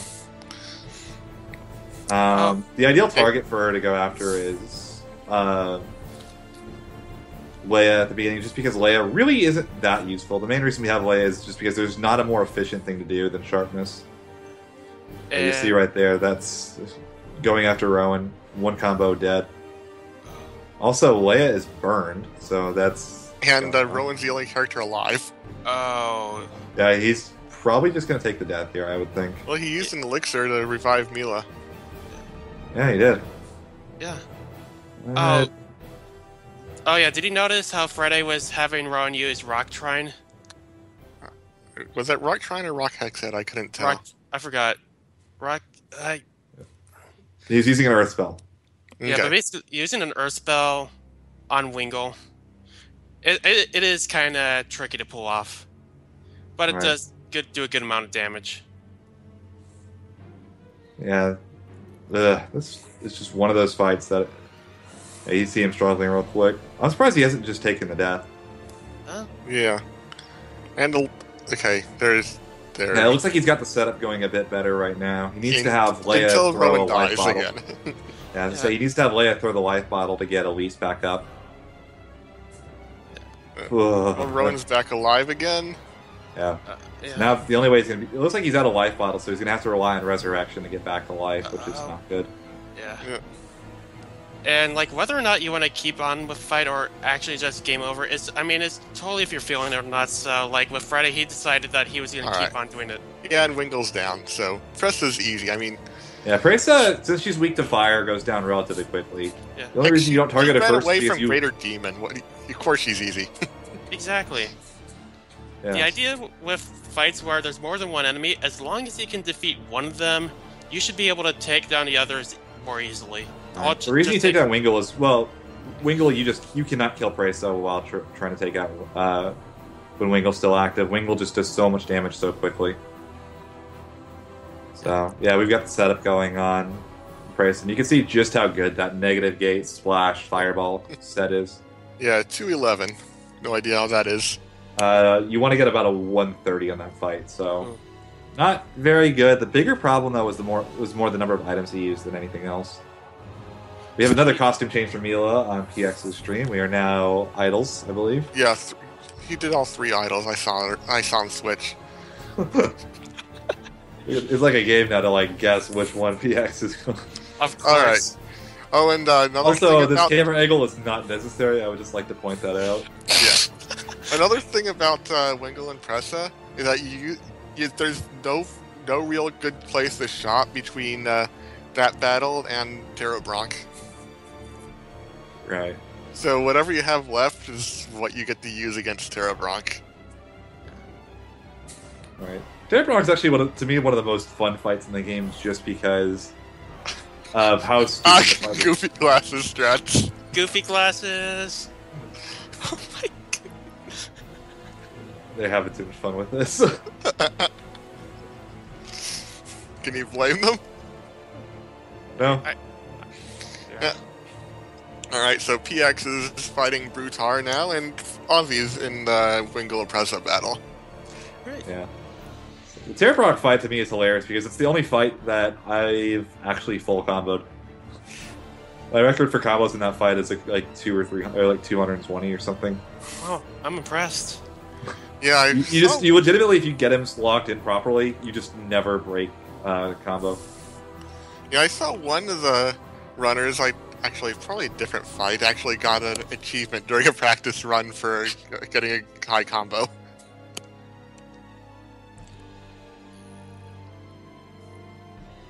Don't remember who that was. I think it was one of the later fights in Chapter 2, not Terra Bronc. Like one of the Guardians or something. No, I guess it would have to have been Terra Bronc. I don't know. It doesn't sound right.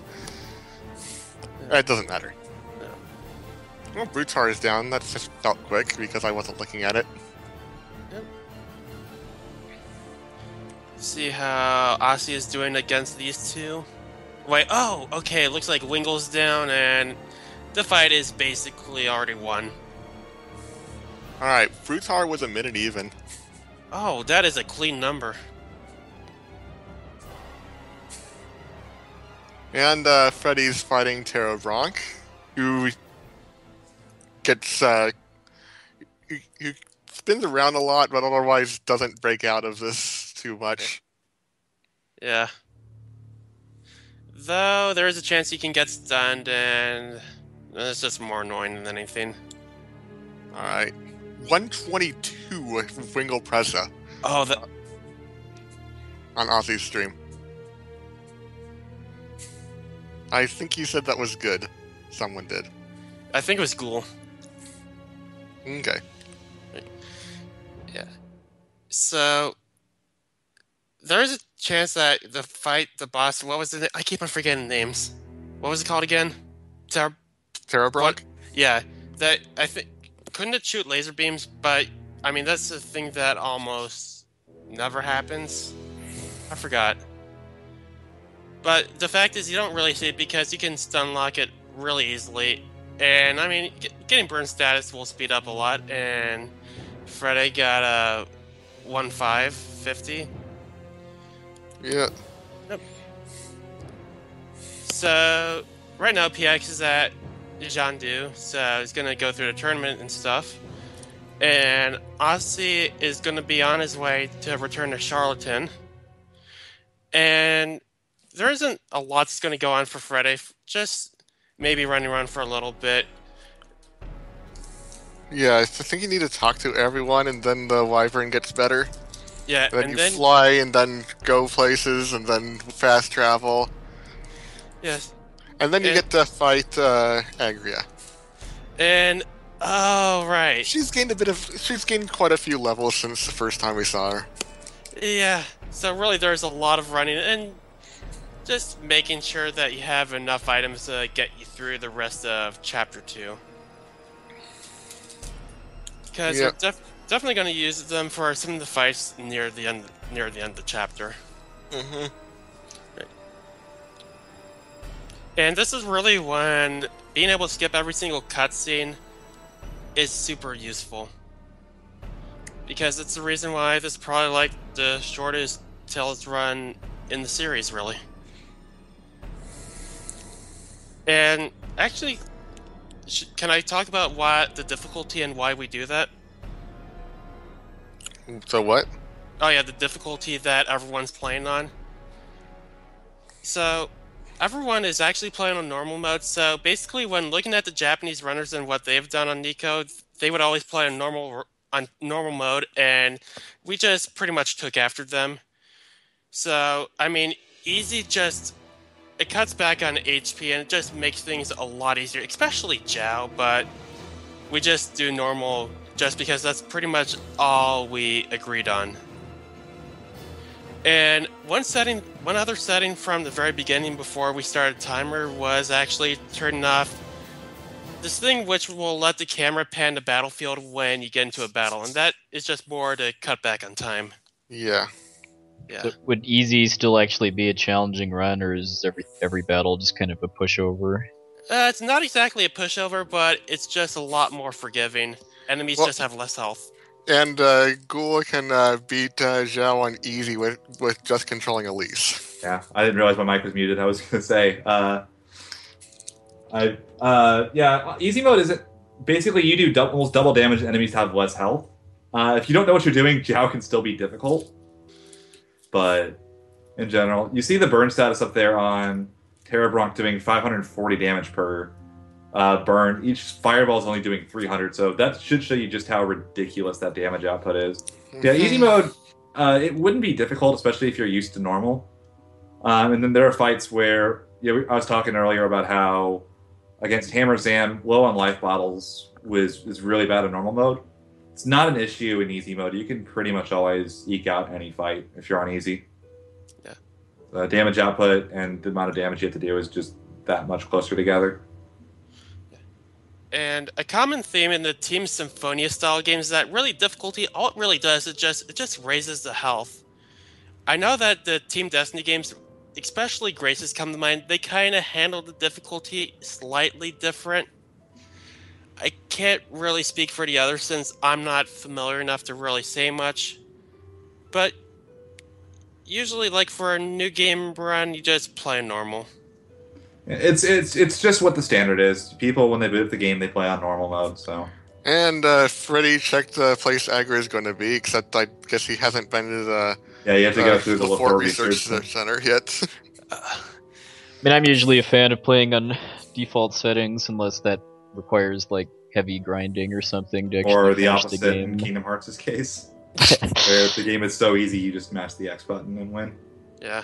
Kingdom Hearts, I've seen the runs on the easy and either proud or critical, depending on which game, whether there's a critical in that game. Right. Yeah. In general, normal mode just isn't that much more interesting than easy mode, and critical is the one that actually adds difficulty to the run. Huh. Is kind of the idea behind it, but Right. yeah, that's basically the only series that I don't even bother with lower difficulty play because it's just kind of boring. Yeah, it kind of reminds me of Valkyria Chronicles 2 in a way, in that there's not enough difference in easy mode that I don't bother with easy mode. What is the difference between easy mode and normal mode in Valkyria Chronicles? I never actually tested when I was reading the game out. I just said, I'll play on normal mode.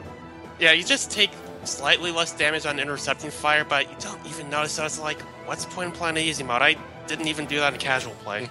So, another little shout out, our good buddy Nitrodon, who agreed to do the race commentary with us, will be also running Valkyria Chronicles 1 at RPG Limit Break, which should be a good run. Yeah. I hope so. I'm rusty and I still don't know. I haven't practiced enough yet, but there's still time, and I did kind of route the game 2 years ago, so. Yeah, the PS3 run you did, though, is still... I'm not trying to inflate your ego too much, because the PS3 run that you did is still by far the most optimized version of that game. The PC version is faster, but... Yeah. he needs to just get on figuring that out a little bit.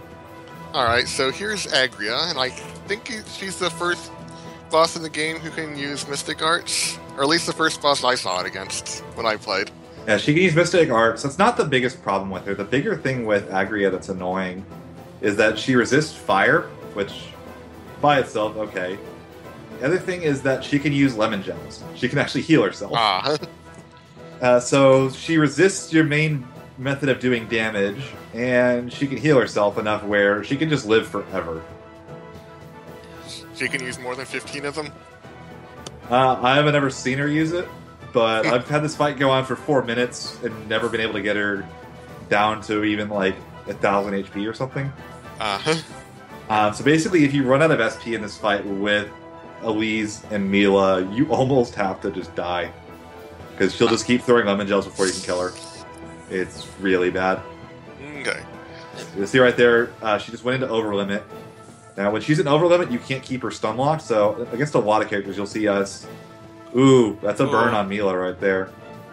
Right. And we should probably explain what Mystic Arts are. Go right ahead. So, well, at least for the enemy, actually, for us to... When someone's in over limits, they can use an arcane art, which is basically just a type of art. And when enemies do that, you'll see a red exclamation point just before they do it. And if that attack hits, they can do Mystic Art, which is basically a cutscene attack thing. A huge, powerful attack that stops the battle while you watch a long animation. Yeah. And it's pretty powerful. What is Leia doing in Freddy's stream right now? Leia was just like running in and getting bodied for no reason. Agria's down. 136. Oh. That's pretty solid. A great time for that fight is 115, so. Huh. I think I only saw her use a lemon gel once. Yeah, she only ever uses lemon gels, are the items she'll use. And they restore, I believe, 6,000 HP for her. Yep. Yeah, it's a good thing these gels don't do as much for the... Yeah, it's not 60%, thankfully. Yeah. Which would be awful. Yeah. Especially like a final boss, one of the enemies in that battle can use heavy treats. Oh. Can use heavy treats, and it can also revive her partner. She can? Yeah, they can revive each other. I always killed her twice. Her first. Yeah, they can revive each other. No. The thing is, she automatically revives once the first time you kill her. It's so... I don't know anything about whether he can be revived if you kill him first. He can be, I'm pretty sure. I don't know. The last fight in the game is just weird. Yeah. It's just weird, even by Tales standards. So, we'll get to that in about... a couple hours. Yeah, an hour and a half, 2 hours. Something like that. So, Ozzy is starting the Agria battle now.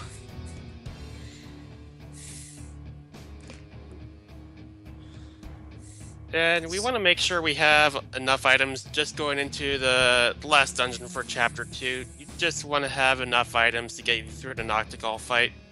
Yeah, because there are, what, 3... There's the soldiers of the entrance, and then there's, what, 2 or 3 guardian battles? Yeah, and those enemies can be annoying. Yeah, you'll see he's going to use, actually, instead of the normal experience boosting items, you'll use the fruit and cheese here, which allows you to recover HP and TP after each fight. So, basically it's going to allow him to not have to use anything else to keep his TP high. Oh, I didn't even catch that in any of the runs I watched. Yeah. It's one of those little things that actually does save a good amount of... that just saves some time. And these fights don't give enough experience for that to be a huge deal. Yeah. They're just glorified randoms. Well, the Guardians are more powerful than randoms, but still. Yeah, you don't... Once you level up, you'll actually recover all your TP and HP, but these fights you just can't level up off of them, so... Yep.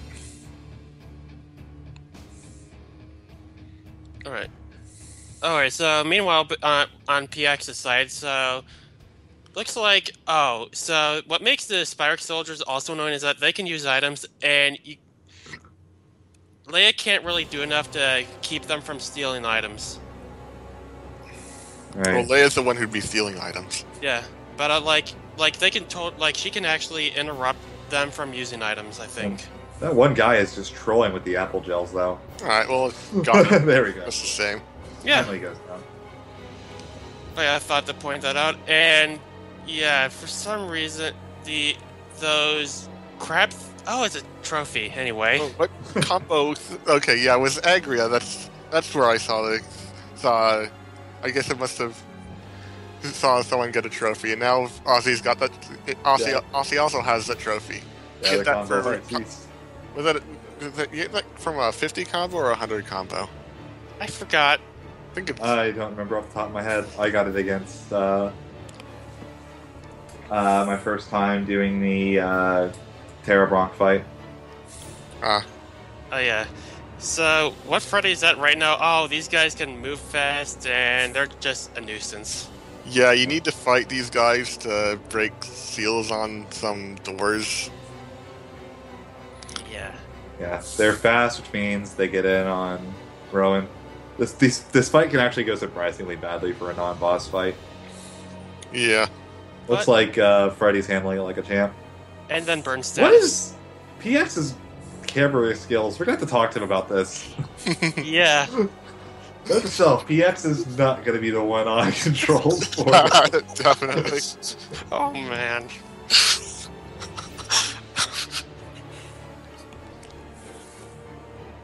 We're just gonna hide PX. I'm just impressed by the fact that he's able to just do optimized movement. Well, Yeah. I'm actually amazed he's not getting like gobs of encounters.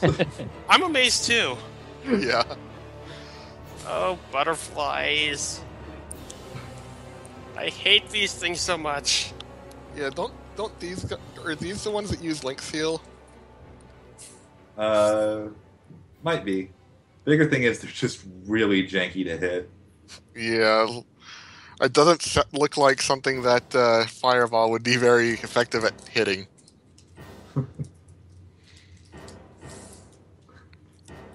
They should instead of have PX control the world map movement.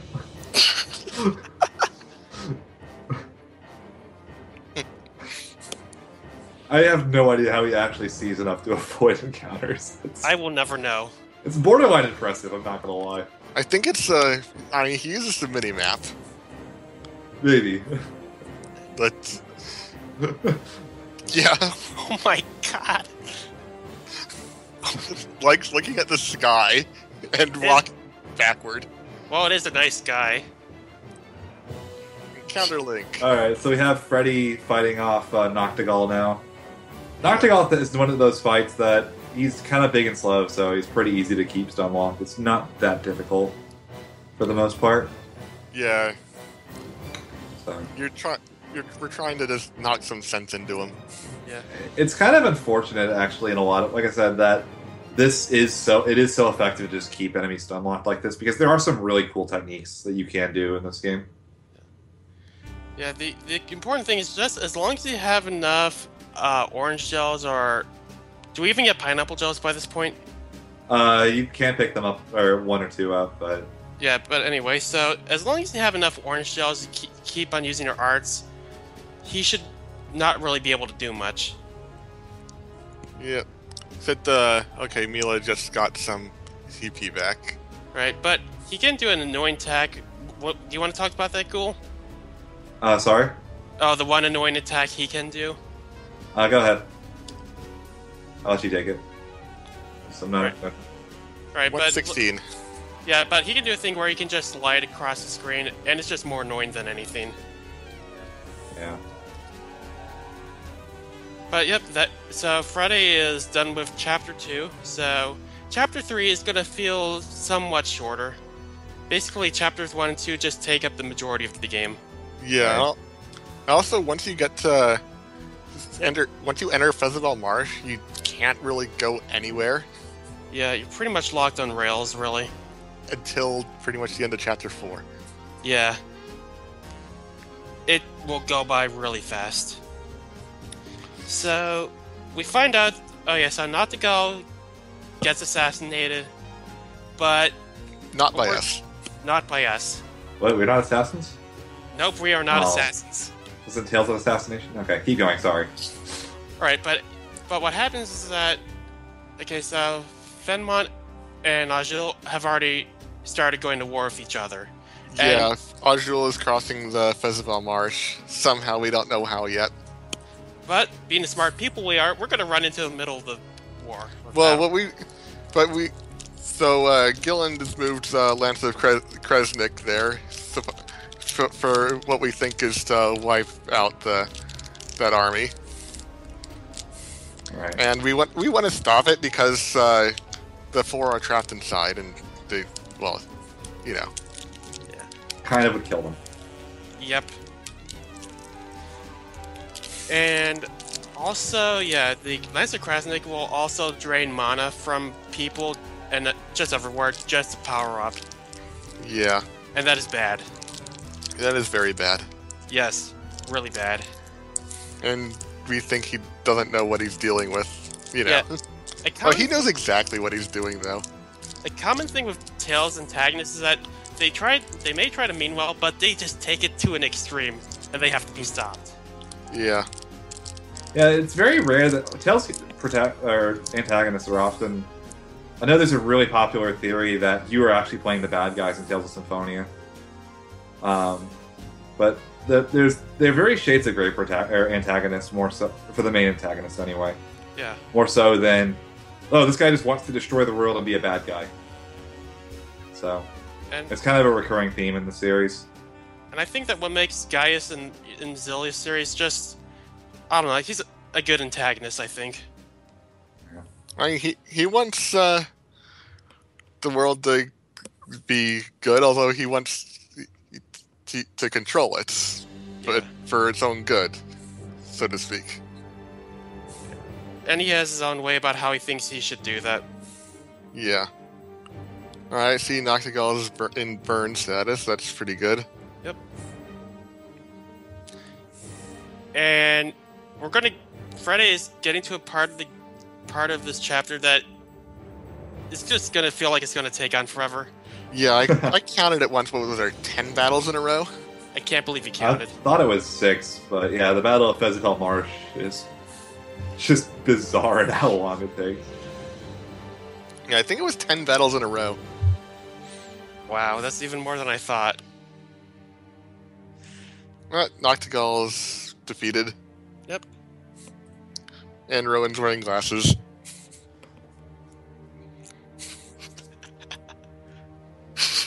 I can't believe they're wasting time on that. They're having way too much fun with that. Yes.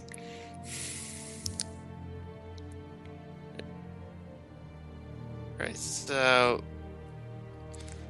not really much going on until we get to what's the boss Battle of fight? Fezzival Marsh. Yeah, And then after that, you get the Chimera. Chimera. yeah, that's what they were called. where we get to Well, you fight get all of our old three. friends again. Well, there are only 3 of the 4 members of the Chimera. You never get to fight all 4 for some reason. Yeah. We get to fight basically some of the harder bosses all again, except this time in one fight. We get to fight Jiao again, and then we also get to fight Wingle and Presa.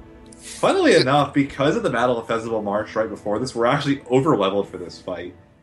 So it actually is easier than the other fights in the game.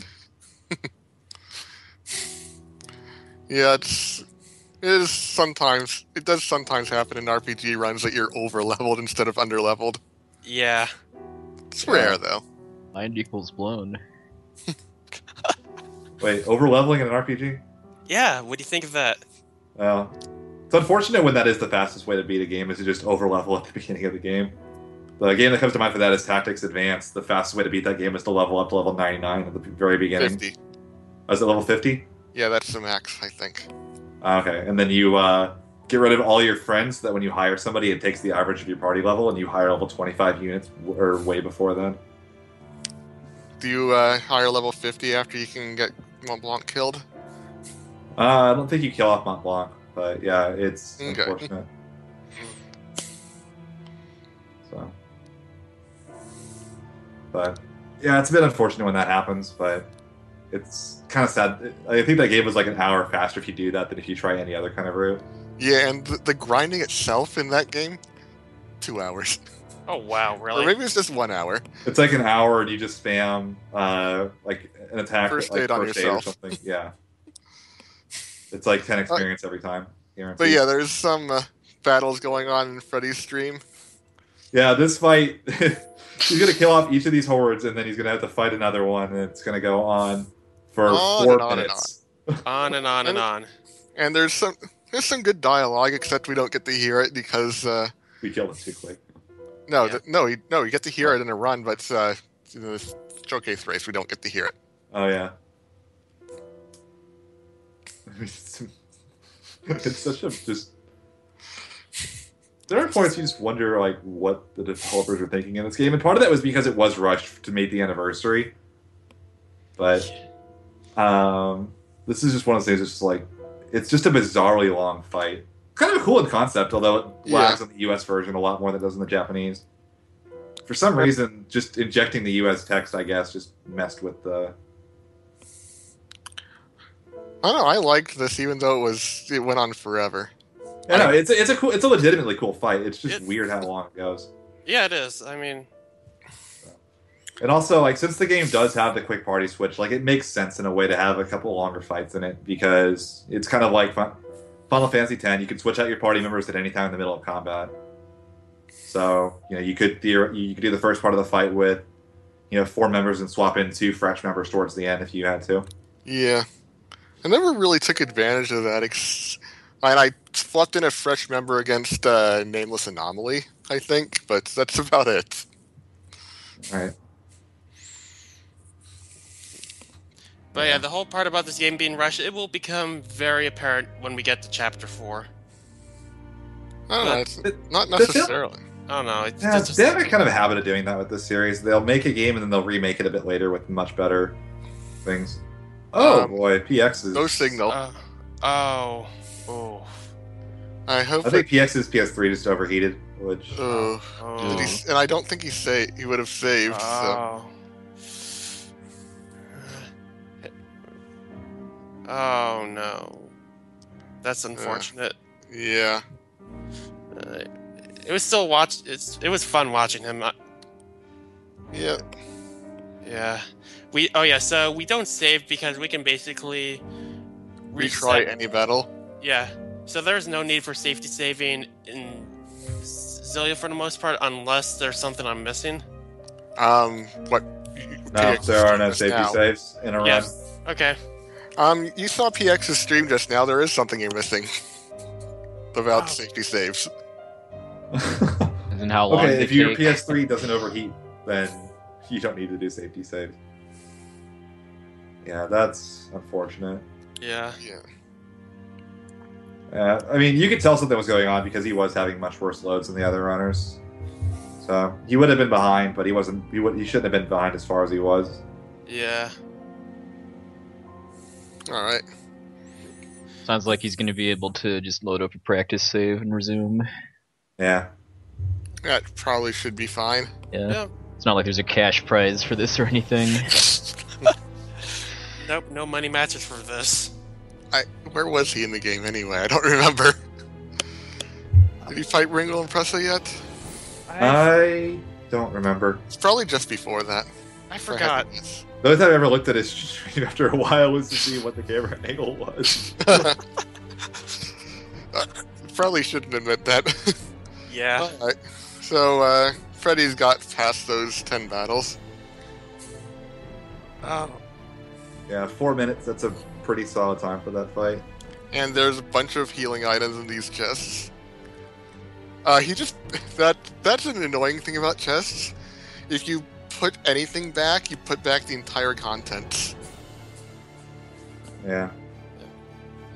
Oh yeah, I almost forgot to mention about items in Tales games, especially how they're unique to other RPGs. So, with status effects, like in a lot of RPGs, you usually have one item that will heal a certain status, but Tales games usually it's just one item will just cure all, which is the Panacea bottles, and that's something that's just been common throughout the Tales games.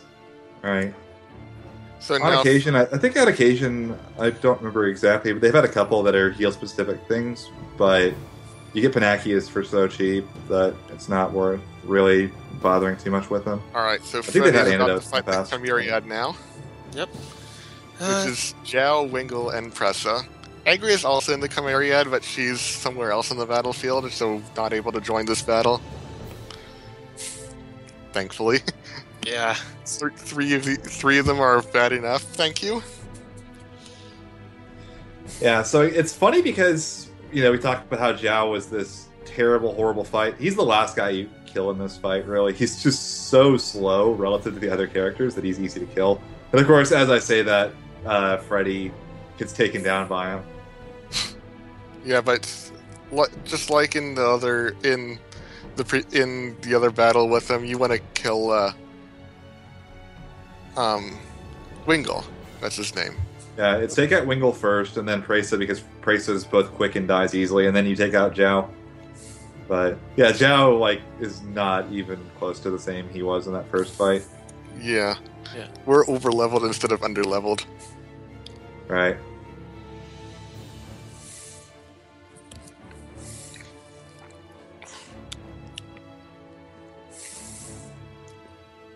So looks like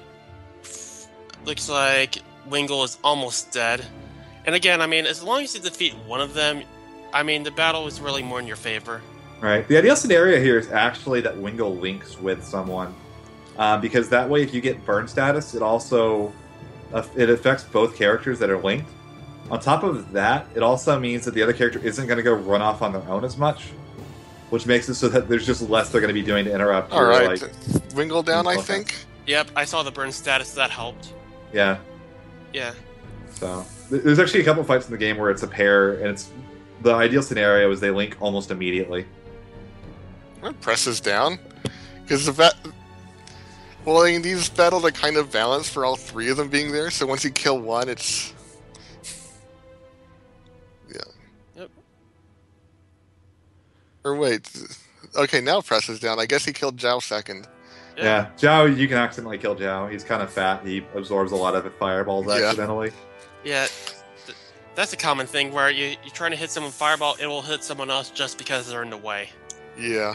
Not that that's an issue. Hitting anybody with the fireball is better than the fireball missing. Exactly.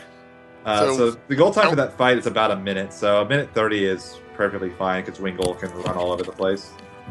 Yeah, and after this is Gaius, and well, I love how PX is loading up the former practice save, and he takes the time to go unlock all his costumes. Oh my. Priorities, I guess. Yeah. I mean, I guess at this point, you might as well. Yeah. So the thing about Gaius is that if he kills you, you just continue the game. So that's what you just let him kill you. You want So you're gonna see the first thing they're gonna do. Hopefully, he remembers to do it. Is disable automatic items. And then you want to make sure that he kills off your characters that know resurrection first, so that they don't. Wait, did Rowan just get healed somehow? Okay. Yeah, Elise is. Yeah, you'll see it again. Elise and Leia both know resurrection, so I've had it before where I just couldn't die because they kept resurrecting. Yeah. That was very fun. I think you guys actually considered beating Gaius a donation incentive, but decided against it. Yeah, it's just too easy to die in that fight. Just let it go. Yeah. So, let's see here. So it looks like Aussie is doing pretty well here. Looks like Wingle is almost dead on his side. Yeah. Wingle's almost dead. Jiao not having any of Rowan's crap right now, but Wingle's down anyway. Yep. We donate about the X. I can't remember. What? I laughed at something. Okay. So let's talk about what happened in the story right now. Yeah, so after Gaius taught us, Gilland managed to use Lance of Kresnik, which did not do what anyone thought it would do except Gilland. And right. Maybe other Exodus members. So, instead of destroying the Ojul forces like we kind of expected he was trying to do, basically pierced through something called the Schism, and a bunch of flying ships came down from Olympius. Alright.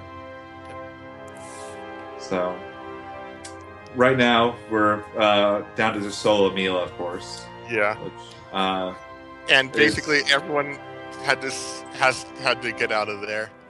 Milla's being hunted by them because, well, she's Maxwell and they want to kill Maxwell. Alright. We're going to get back Rowan and Leia in a little bit here. Yeah. And that's going to be in time for the Fire Teagle. Well, by the time you get into the lava tubes, we have all three party members. Right. But it's kind of split up. Milla, Rowan, and Leia are here, and Jude, Alvin, and Elise are in some other dungeon, making their way over here. So you're seeing right now, he's upgrading his weapon shop and his item shop. He's going to upgrade it, or his food shop. He's going to upgrade his food shop to level 28, and he's going to get his weapons as high as possible, so that he can get a better weapon for Milla. Yeah, everyone else, when they leave the party, they come back with better equipment. Since this is Milla's story, she never leaves the party. Right. Well, except for the part involving Hammerzan. Does she get a better weapon then? I don't remember off the top of my head. I know that it's a big problem with Jude's story because the part, you have a much larger party that goes into the prison at the beginning of the game, and you also don't get nearly as much experience. So Chapter 4 also has the whole Milla's alone I think I heard Jude was alone at the beginning of Chapter 4 also. Yeah, you do some walking around, and then you do a one-on-one fight, which I don't think is too bad. I'm not sure if I've seen a speedrun setting, but... Well, someone in chat earlier said you can lose that fight. Oh, okay, I didn't... We're just... the Alvin fight? I believe? The Alvin fight, yeah. Yeah, you can lose the Alvin fight. Which is nice. It's actually a solo fight you can lose. It's the weird thing about Tales games is they just don't feel made for solo fights at all until you're good at the game. So they're usually the hardest part of any game is how do you actually win the solo fights? Yeah. At least casually. So. Yeah, Ivar being the first solo fight in this game. Not counting the stuff before Milla and Jude meet, obviously. Alright. So right here, Freddy is at the... no, that's not the fire table. Is it? No. No, it's just... I think there's a fight with cutscene. Yeah, there is there's a required fight right there. Yeah. I was trying to remember, fight in lava tube. Yeah, there is that required fight right there. So, at the end of this area, there's a fire teagle, basically a dog which which is primarily fire. Guess what spell you use against it? I don't know. Tell me. Well, you know how it is. You fight fire with fire. Oh, yeah, that makes a lot of sense. Yeah, so despite him resisting fire, Fireball still does more damage than anything else, plus the chance of burn is too good to pass up, so you still use Fireball even against the Fire Teagle, which is really hilarious. I think that's a first as far as a speedrun strat of that nature that I've heard of. Yeah, it's just Fireball does so much more damage, it's so much easier to use because it doesn't use any TP, so all TP can go to Milla. It's just use fire on fire, and it's still the fastest way of taking him out. Yeah. Yeah, the joke when we first started running this game is that they talk about Rowan being this great general that won all these wars, and we joke, how do we think he did that? And then PX just goes, Fireball! You guys don't get to hear the lovely him chanting out Fireball every time he uses it. Blaze forth, Fireball! Oh, Blaze forth, Fireball!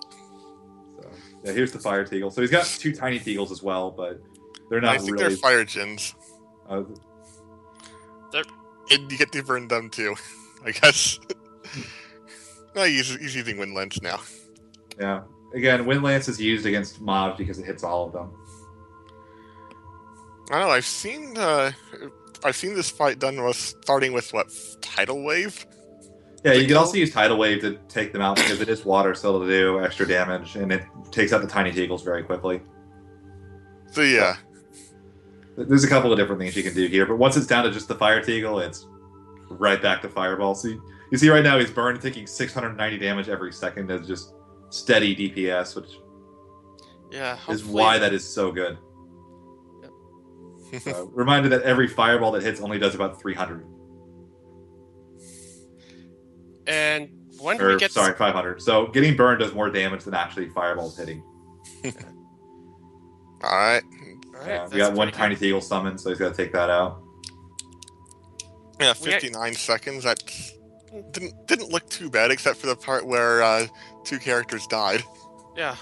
You can do that fight in as low as 30 seconds. Huh. Yeah.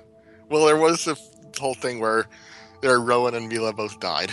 Yeah, he doesn't have a lot of HP, and again, you're still slightly overleveled from all the stuff at Fezabel Marsh. As well as everybody has good equipment now, because they get re-equipped for the area. So. Except Milla. Yeah, except Milla. Milla just kind of gets... Milla never gets new equipment, except for the weapon she just bought.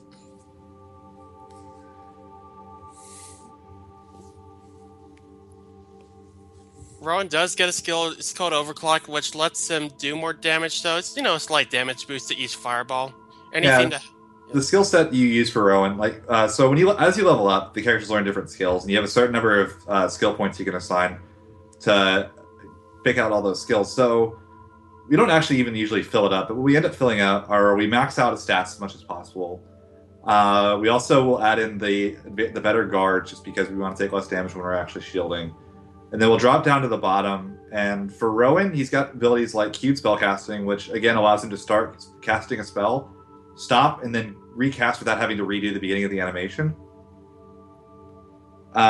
Which is great for helping you aim. It also means that if you get interrupted in the middle of a spell, you can just go right back into the spell rather than go through the full animation. You get Overclocked, which does 50% more damage at the cost of 30% more TP, but again, it doesn't matter how much TP he has because he never gets even close to running out. Yeah. Because again, Fireball is the very first spell he learns. Yeah.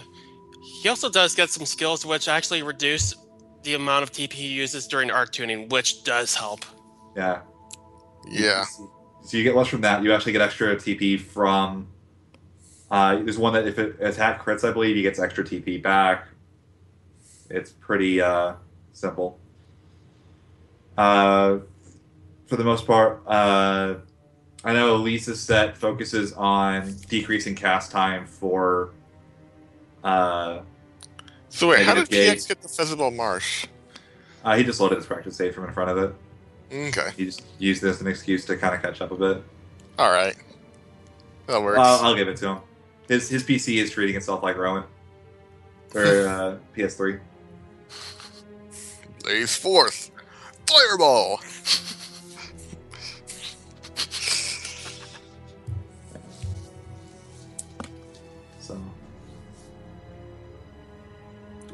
The other useful ability that Elise gets is that she gets an ability that allows you to run from encounters in like 2 seconds instead of the standard 15, which is really nice if you accidentally get in one. Yep. Yep. It's going to be really useful in a certain area just because your pathways are so narrow. Yeah, we start using holy bottles when we need them in the lava tubes, just because it is such a pain in the butt to run around things in them. But you see the little aura around Freddy right now, that is holy bottles, which makes enemies just run away from you if you're a certain level. And since we did visit that the zone with the temple in it earlier, you can everyone was able to just fast travel straight across whatever the previous zone was called. Right. Yep. Instead of walking. This is not much because you're just fast traveling in one zone, but It helps every little bit. every little bit. Yep. So We didn't mention it earlier, but the runners did use that when going to Fenmont, because you're in Fenmont at the very beginning of the game, so that entrance is a fast travel location as soon as you get into that side of the zone. Despite the fact you're supposed to run across a field, you just can fast travel straight to it. Yep. Man, Freddy getting bopped by that banner. Oh, yeah. It's just way too easy to get bopped here. There's so many like random hitboxes for stuff on the world map. On occasion, you just walk into, you just don't even realize you're there, which is always funny. All right, and Freddy's at the point of the game where most people unlock the best skit ever. But of course, Yeah. you're not going to hear any skits in this run, so. Also, I like the themed costume from PX right now. I think the Santa choice in the snow is a nice Yeah, decision. it's in the season. Yep.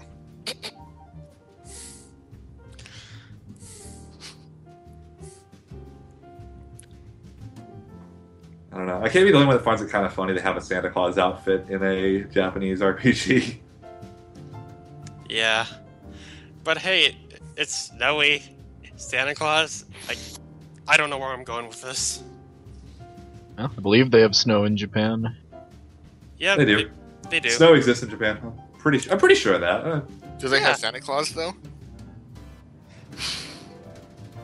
They do some stuff for Christmas, even though they're obviously not Christian. So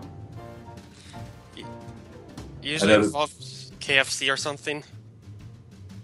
I think it's kind of like a marketing holiday for Japan. I think where they market Yeah. it for other things, but Yeah, it really is. Something about KFC and Christmas cake, but so Freddy is on a ship, and the fights they're just pushovers, really. Well, these aren't boss fights; they're just forced encounters, it really. plays the boss music, which is pretty funny. Yeah. And then we have these jumping tanks. Oh, the jumping tanks. Oh yeah, no, this is the one that plays the boss music for, which is hilarious. No, Because this is a 10-second fight, by the way, if you do it properly. And it's a boss. And you know who we can blame for activating these jumping tanks? Ivar. Ivor, please. It'd just be like, I don't know why this game reminds me of like the Last Airbender series so much. I never thought of that. Like seriously, like Nia Kara's music sounds straight out of Avatar. Ivar is literally Sokka. Yeah. Oh my god. Wow.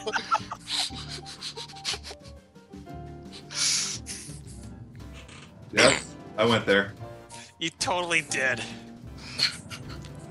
So, I guess the question is, who gets to be Aang?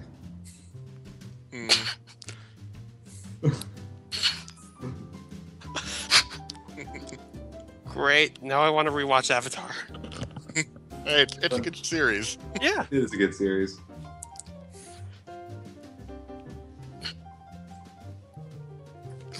So now we got Ozzy doing the easiest boss fights in existence. Yep. So after capturing that ship, Freddy's basically talking to a bunch of people to advance the plot. Or maybe you just have to talk to Jude, but there are a lot of people you can talk to here. Yeah. You talk to Jiao. It's just again hitting cutscene triggers so the game can move on. Yep.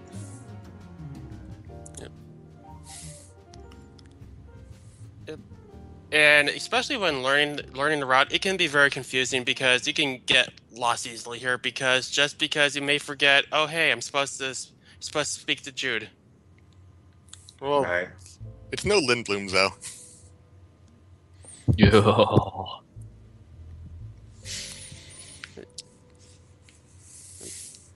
So the next dungeon thing we're getting to, at Is least it's the ESS Zenithra, or is some Yeah. people, some people, at least the runners seem to call it because of the background music, jazz ship.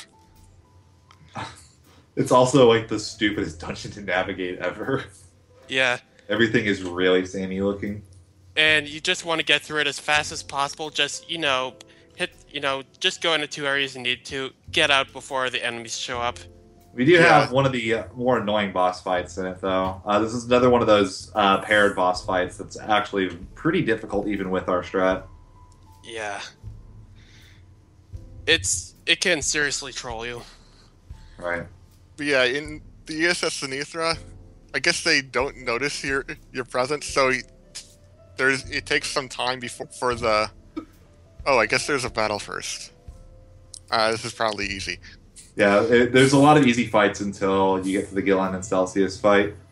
Yeah, but they Also, shout out to PX actually giving Milla now enough some breathing room while inside the fire tubes. Yeah. Yeah.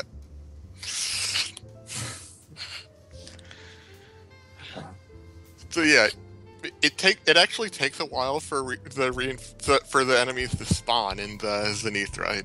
I mean, not like a bug or anything. It's an actual feature. Right. Yeah.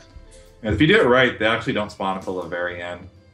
Actually, I've had it where I was able to run through without them ever showing up, and that was like a totally smooth jazz ship for me.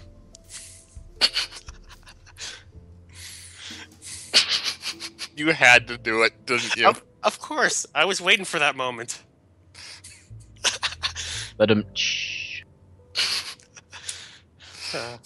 I'm happy now. All right. So this is, I guess, the scripted battle just on reaching the ship. Yeah. So, like I said, once he starts running through basically hallways, you'll be able to know that he's basically done with this section. Yeah, so in this place you have to destroy the 2 generators in order to get rid of a laser barrier that you're not actually going to see because, well, we're going to destroy the generators. Right. Somehow you know to do that even before you see the laser barrier. If you do approach it, you get a cutscene telling you what to do. Is there really any order if you need to destroy the bottom or the top one first, or is it more personal preference? I don't believe it matters.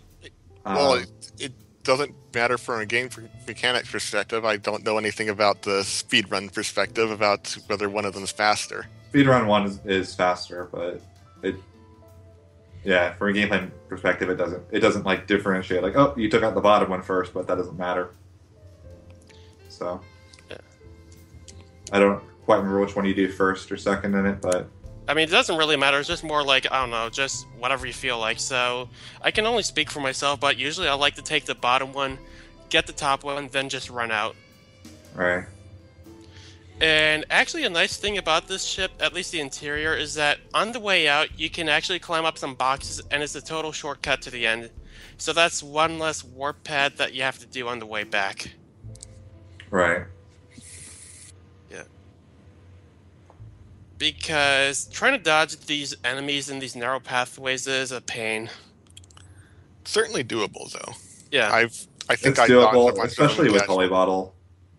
Meaning you can just stand at kind of one side, and since they run away, you can kind of push them to the other side of the rail. So did PX just dodge an enemy? Then he didn't dodge that one. Whoops.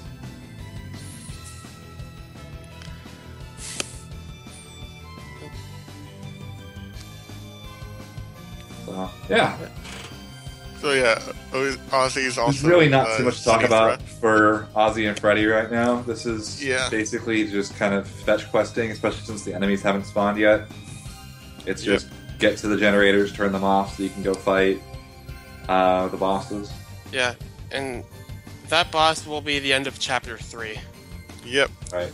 Yep. And something I've always especially when not speedrunning it or learning how to, is that there really isn't anything in the way of puzzles in Tales of Xillia. Like, I know certain Tales games usually have them more often than others, but here you're just... There's the traditional block sliding puzzle in almost every Tales of game, but I don't know if it was because there was the rush timetable for getting this out, but they didn't have it for sure. Yeah. Well, they do have sliding block puzzles in the prison, which you can freely ignore. Yeah, that's true. Usually they're required in some. There's also usually some kind of an ice puzzle. Oh yeah, I forgot about those. Yeah. I think I heard that Jude's Story has a required block puzzle. It's... I've never played Jude's Story, so I can't confirm or deny. It's been a while since I played Jude's Story. Yeah, Yeah.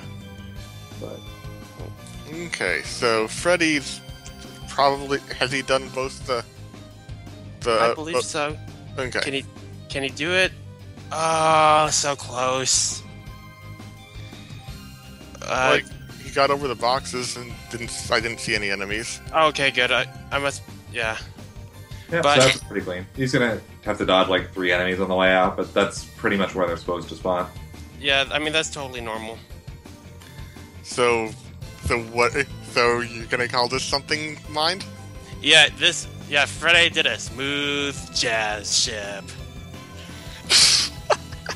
I can't believe I'm laughing at my own jokes. You might want to mute your mic. You're not gonna get better than that. It's all downhill from here. Yeah, exactly. So here we have the Gilland battle, and he has a Spyrite Celsius. This fight is pretty weird, to say the least. Gillen can one-shot basically half the party in one blow if he wants to. Yeah. We call it the giant FU laser. He also does a massive amount of damage, so... Is that his attack or a linked art? It's just his attack, I think. Like, it's just an art. He can just whoosh, and then there goes half your party. Yeah. Friggin' laser beams. Yeah. Both of them are burned. That's nice. Yeah, that is the nice thing. Like I said, when they link, any status effects hit both of them. So you see all that extra DPS coming in. Is it also doing splash damage from the burn too? Oh, wow. Oh, he's almost dead. Yeah, oh. Gillen's getting really dead. So dead. And I believe Celsius is dead. weak to fire too, so... Yeah, well, she's ice. She's ice, yeah. So... Yeah. That was a really good fight. Well, until really Rowan good and Milla, Milla. at Until least. Milla. Okay, Milla's alive now. Let's see if Celsius seems to be trolling now. She'll die soon enough, I guess. Yeah, she will go down pretty quickly. It is pretty funny that she keeps... Oh, Although, you don't want Milla dead here. Oh, no. Oh. Yeah, Milla's dead could be very bad because the next battle has Milla solo. That is getting too close for comfort. Milla almost being not alive for the end of Okay, the there's fight. the burn Everyone status. lived. This should be pretty simple. That would have been hilarious if that had actually... Yeah. Hey, we got the backpack backpack now. face. Backpack Leia. Oh my... We actually just tried to meme out some donation incentives for the run when we get there. Backpack face. Needs to be an incentive somehow. Hey, I'd totally donate for that. Alright, and Ozzy's about to fight Gilland and Celsius now. Yeah, that was a pretty good fight for Freddy, though. Getting the burn was pretty big. So after defeating them, And also no FU laser. Hopefully Ozzy will get the FU laser just to show it off. they managed to free the 4 great spirits from the Lens of Kresnik. Milla dies. She's dead. And because it's Milla's story, you're controlling her in the spirit world now. Yep. The 4 kind of interrupted her death somehow. Not quite sure how it works. Yeah. You see a bit of a difference in strategy here. Ozzy is actually taking out Celsius first. Ozzy doesn't care as much about the... like, in Ozzy's mind, that allows him to... He's going to get through this fight with about 4 deaths or so. If you take out Gilland first, you can get through with no deaths, but you can also get trolled. There's the FU laser. Oh, That was a link dart, though. Oh, is that a link dart? Okay, there's another version of that is just... It's just him, though. Okay. But yeah, the FU laser is... There's the solo version of it right there. yeah. All those Alright. laser beams going everywhere. So, the first thing you do in the spirit world is actually just visit Diakira. You can't do anything there, but you get a fast travel point. Alright, yeah, that's the other weird point. It looks like you're like, why is he just going out of his way to do that? You're just setting a fast travel for later. Yeah. Also, shoutouts to the accidental jet black feather. On occasion, you see there's shiny spots all over the place, and those are supposed to be items you pick up in order to upgrade your shop. On occasion, they'll show up on top of something you're supposed to climb, and you just like accidentally grab it. And just in case anyone in the chat is wondering, I'm not looking at the chat right now, but Milla is not naked. It just, her clothes make her look that way. Yeah. It's probably a filter. The whatever green thing filter, whatever. Man, the FU lasers are real right now for Ozzy. Oh yeah, so something about the spirit world that makes it a nightmare to learn. So usually you have a hint thing telling you where to go. Here, it will just tell you go wherever you want. Yeah, well, probably because Milla lost her memory and doesn't know where she's supposed to go. So of course, you're not supposed to know where you're really going to go unless you actually do. Well, there aren't many places you can go.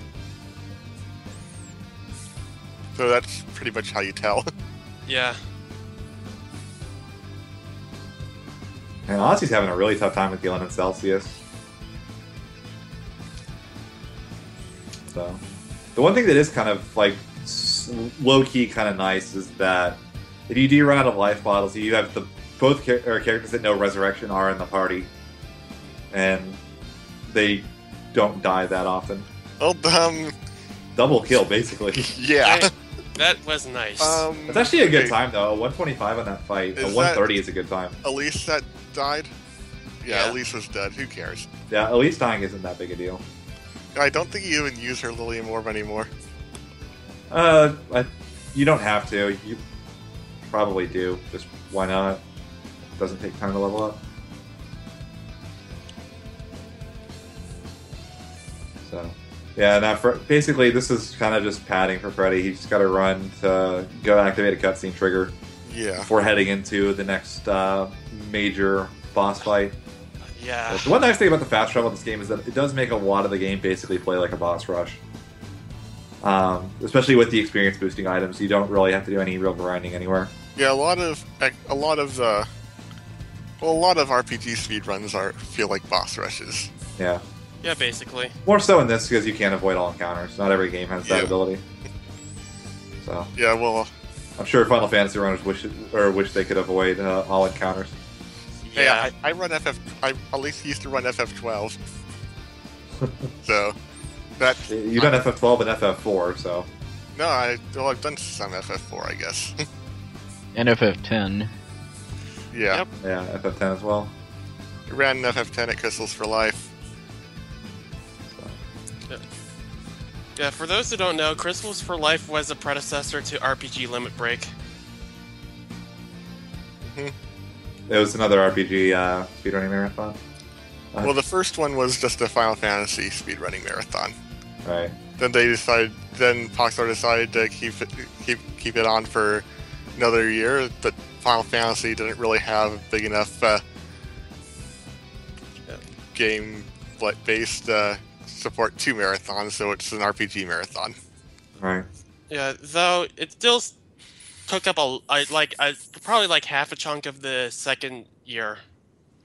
I mean, Final Fantasy is just such a large series in general, especially if And you're talking popular. donation incentives. By popularity, it is the RPG series in both the West and the East. So Yeah. There are some other differences in what's large between both. Like, Dragon Quest is enormous in Japan. It's not so large here. Kingdom Hearts is almost a little bit bigger in the West than it is in Japan. Things like that. Yeah. So. Yeah. I was doing a little bit of research before this race. I think Tales is pretty much up there with like Final Fantasy in Tales Japan. is basically the third wing in Japan. Like, it's basically Final Fantasy and then Dragon Quest, and then it's Tales is like the little brother. Yeah. Or whatever as far as popularity goes. Although Shin Megami Tensei, especially with Persona, is getting up there now. It really is. So even in Japan, it's huge. Yeah. So. And like, would you say like us doing, everyone doing a co-op run is like really the first time that we've seen a quote-unquote Xillia speedrun community? There's been one in Japan. There hasn't been much done in the West for sure. Yeah, there are, I believe, there's like 10 times on the Nico RTA leaderboards for Xillia, and a lot of pretty solid times. So you can't say it hasn't been done before, but there wasn't much done on the in the West for the game. Yeah, really, Tales speedruns just aren't very big in the U.S. anyway. Outside of Symphonia, which is kind of just the big Tales up game in the West. It was the game that got the series on the radar. It came out on the GameCube, which is kind of everybody's big nostalgia system at the moment. Like, judging by how much people love watching, like, Luigi's Mansion and Super Mario Sunshine. And it was, like, the RPG hurrah for it, as far as traditional games go for it. Like, you had your Mario 1000 Year Door, and you had, like, Baten Kaitos, but there really wasn't a lot of traditional Japanese RPGs that made it to the GameCube. So the fact there was a very, very good one that came there helped it a lot. They made kind of a dumb mistake, though, in that the sequel to it was Abyss, which came out just on PS2.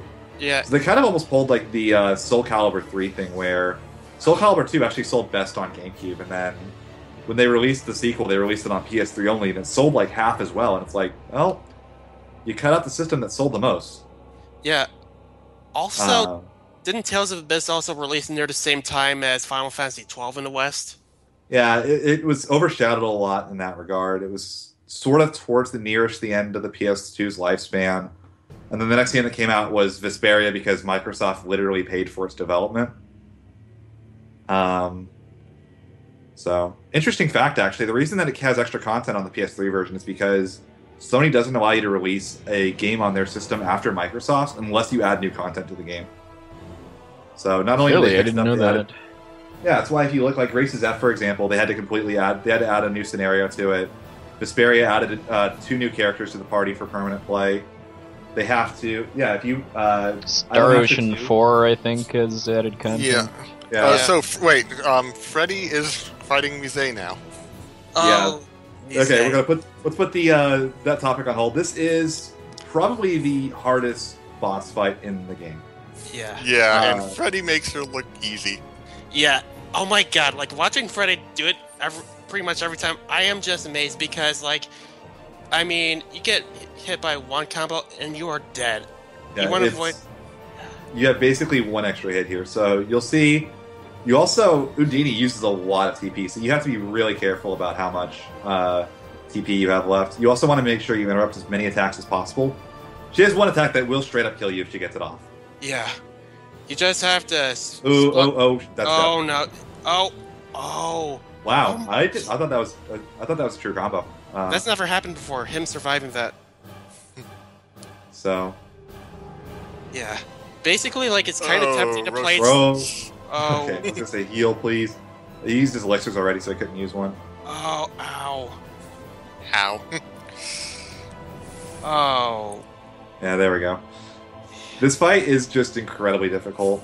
She has a lot of health. You have to get, like, I believe 15 Indunis off or something like that to get her. Yeah, and for this battle, you, instead of the usual experience boosting food, you put something on that increases your damage output, just to try to make this even slightly more bearable. Yeah, so. It's almost tempting the way to kind of play it safe and wait for her to be open, but you just have to splash free with Undine, and you just have to really just attack aggressively. I mean, you want to kill her as soon as possible before she can do anything like those landmines or Sunburst. It's interesting that you can actually queue up Undine, so you'll basically be... What you end up doing for a lot of this is just getting Undine. And you can cancel at any time, like the stacked up that you have in the back by pressing guard, which is also the best way of like getting an item use. So if you know, okay, she's about to use illusory charge, you can guard, which cancels the Andini animation, and also ends up it allows you to throw the item almost immediately. Well, that was a good fight. Oh Yeah, that was pretty solid. That was really good. Oh yes. Yeah. That fight just makes me nervous just watching it every time for some reason. If you do that right, it's almost an exactly 1 minute fight. Well, he did 101. That's Yeah. So, Yeah, a nearly perfect fight, like I said, is a minute, so that's very clean. yeah. What makes the landmines really bad, it can screw you over if you're using semi-auto, because you can walk into it by accident and it will cause art seal. Right. Something we didn't see it there. She has one spell called Sunburst. There's only one other person that I know has it in the game. Basically, a giant sun comes down on the middle of the battlefield and hits everything. only way to survive it, magic guard. Yeah. You have to magic guard it. And I've actually had it before where I was actually guarding it as Milla, and then Yusei ran in while I was guarding and killed me. Oof. Oof. So now we're climbing this mountain to use a spell on top, which should restore Milla's memory. Yes. So And let's... we learned something pretty shocking about her. Yeah, it's quite shocking. Want to talk about it, Nitrodon, or... Alright. Yeah, I'm the one who played the game with casually recently and know the plot. Yeah. So it turns out she's actually not Maxwell. She thought she was for the entire game. Turns Her out... entire life. She didn't just yeah, like, be entire- oh, hey, you're Maxwell, by the way. What? Yeah. for her entire life, because, well, she had the 4 great spirits and all. Turns out, Exodus wanted to do something which we'll learn about in a bit. And to do that, they needed to kill Maxwell. So Maxwell basically, I guess, chose Milla somehow. I'm not sure what the deal was with that. Gave her the 4 spirits and told her she was Maxwell. So Exodus would waste their efforts killing her instead of him. Alright. Yep. And This is a difficult fight only if he stays on fire. So Maxwell can kind of bounce between different types for him. So he can resist fire, which means he resists fireball. It also means that he has access to sunburst, which is just a broken attack. Yeah. yeah, and The one thing that is nice is I believe you have HP and TP surge at this point in the game. So if he does die and gets revived by any means, he actually comes back with all of his health and all of his TP. wait, what are you talking about? I think he has HP and TP surge. So if any of his characters die in this fight and they're brought back with the life bottle or resurrection, they have all their HP and TP restored. Okay. Huh. And So- yeah, we're actually fighting Maxwell because he's not too happy about the fact that Milla's alive and whatever Jude was confronting him about. We don't really get to see much of it, but he was going to kill Jude before Milla showed up. All right. And I haven't played Jude's story. Yeah, like the thing with Jude's story, but basically, like, Jude was gonna say something to Milla about how he felt about her, but since she, quote unquote, sacrificed herself before he could say anything, he is just feeling as down and out of it as he could, and everyone else, because they thought Milla was gone. So, and Hugh, you're not alone. Yeah, exactly. Never mind. Oh, that was a We good were one. all thinking it. I was. That was Same. the intent. Good fight by Ozzy, by the way, taking out 115, no depth. Alright. Oh, this is the first time we've actually seen a Mystic Art this race, I think. Yeah. Maxwell just used Meteor Swarm after Yeah. hitting with some attack. I didn't really see it. I believe everybody's down to 1 health. No, Elise is down, and so is Milla now. Oof. Well, Oh, Rowan's boy. alive, and that's it. Okay, now Mila's alive. All right. You should have actually revived Elise or Yeah. What's this? Leia solo first, that torch they could have gotten right in resurrection everyone's off. paws? I don't remember that attack at all. Probably just like an hourglass or something. Yeah. But It's actually, pretty- if he'd revived either Elise or Leia Alright. there, they would have been able to cast Resurrection. So Okay, well, Maxwell's down, and everyone lived. easy fight. Yep. Yeah, it's like Maxwell. He is the Lord of Spirits. He's like the one who kind of oversees everything. Yeah. Yeah, Well, there are more powerful spirits than Maxwell in Tales of Fantasia. yeah, You can even summon them. huh? Yeah. So I guess a bit more history on the series. Fantasia actually doesn't have. It came out on the Super Nintendo originally. It was later ported to literally every console known to mankind, I think. But I think there's even an iOS port of the game. With like microtransactions everywhere. But the original games were all on a 2D plane, kind of like your old 2D fighters, and you would literally have all of your characters just lined up in a row as you were going. Symphonia was, I believe, the first one that added a 3D camera, but you didn't have free run in it. So you were always on a 2D plane with whatever you were targeting.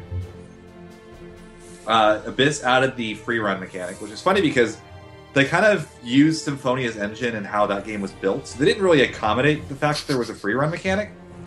So free run is kind of broken in how good it is as far as avoiding attacks. Yeah. And then that's kind of been a tradition from now on with that. Interestingly enough, actually, Graces has the free run mechanic, but it's not very useful for casual play because every time you use it, you slowly drain your action points. Which this game has, but they're not as prevalent as they are in Graces. Yeah. Graces doesn't have any SP system at all. So, yeah, in Graces, it's often better to just backstep into whatever direction you need to go. It's pretty interesting. Yeah. Alright, now Ozzy's fighting Maxwell.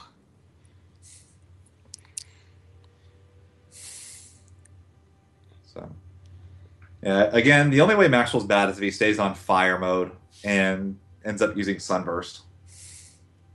Yeah. So, I What mean, are it is. what's the thing with the 5 fireballs in front of him? Is that something he's doing? yeah, that's him. It's just a short-range fire attack? Or what? I believe so. Alright. So.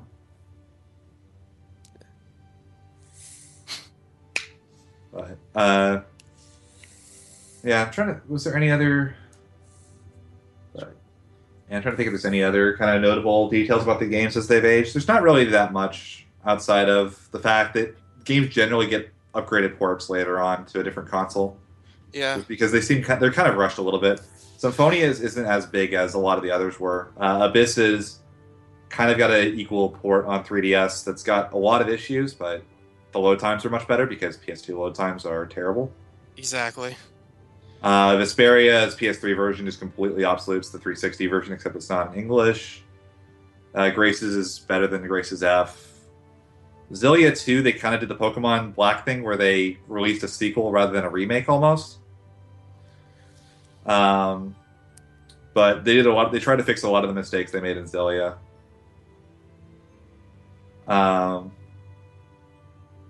Yeah, it's a pretty interesting series. It's kind of got a reputation in some ways as almost being a Call of Duty series in that it gets sequels much more commonly than other JRPGs. And part of that is because they played a bit safer with the story. They're not nearly as experimental of games as, say, Final Fantasy is.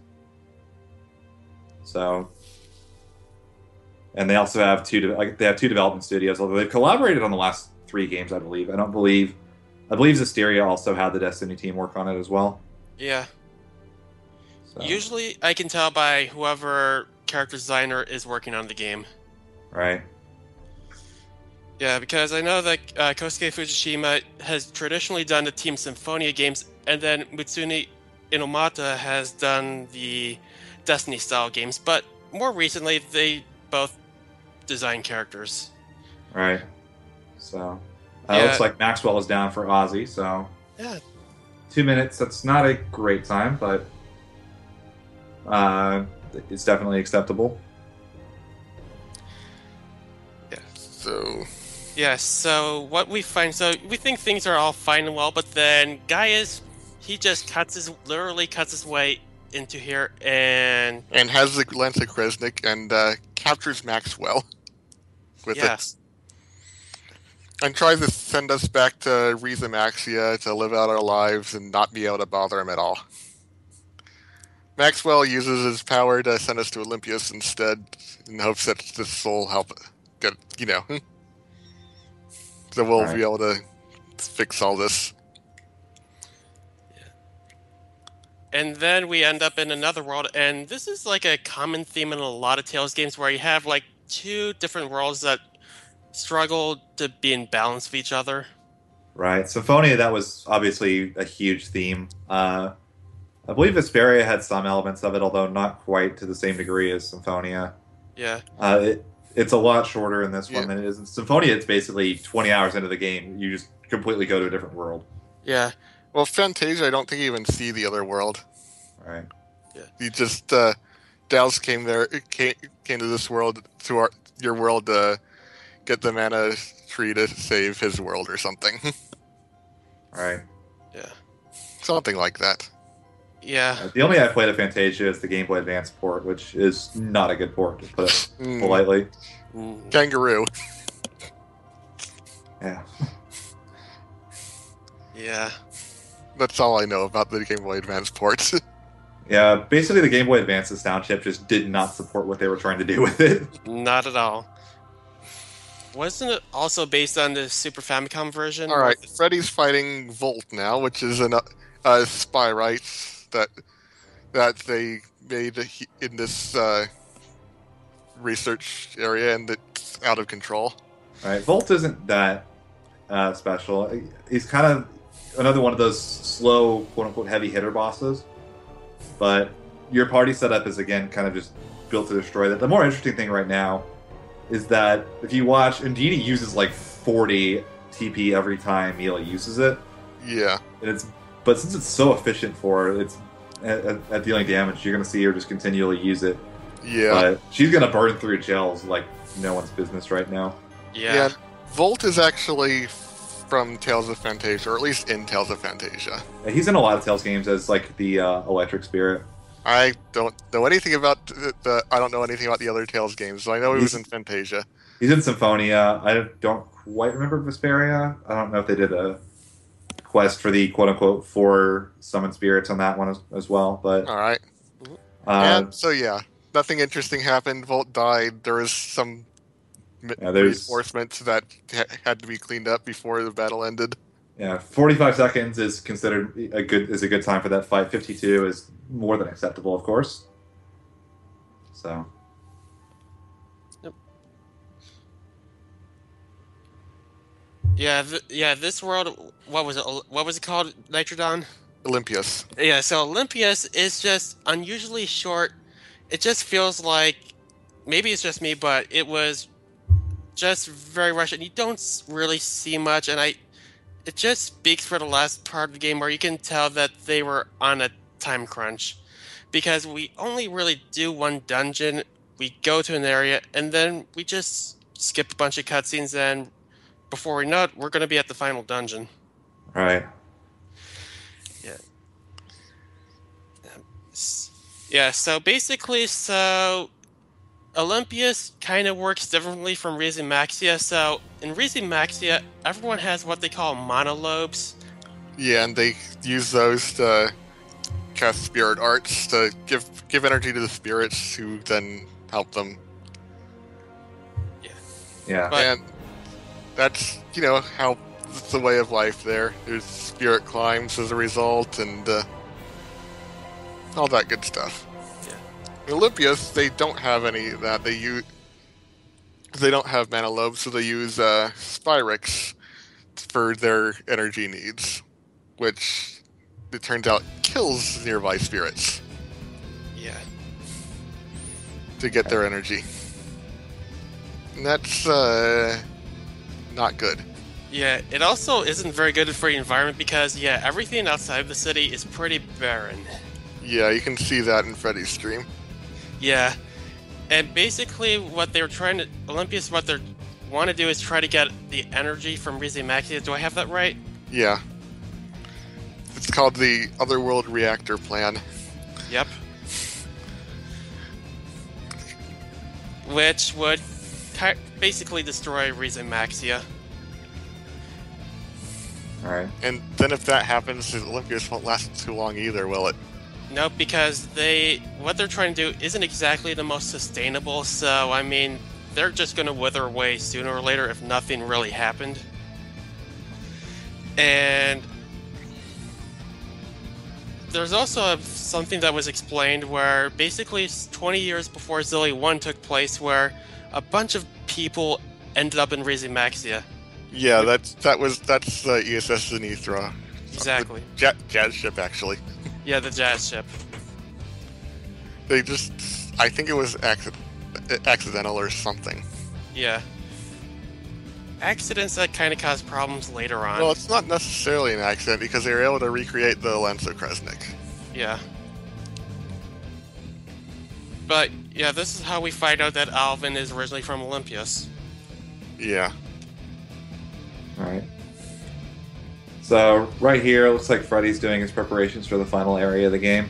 Just maxing out his items. And then you also going to the need to last little talk bits of to cutscenes. Yeah, you need to talk. It's another talk to everyone thing. Yeah. Yep. Oh, yeah. Did we ever talk about Muse and kind of her role in this whole game? No, we haven't. We just noted that she existed when we fought her. Yeah. And that she's like the hardest fight in the game.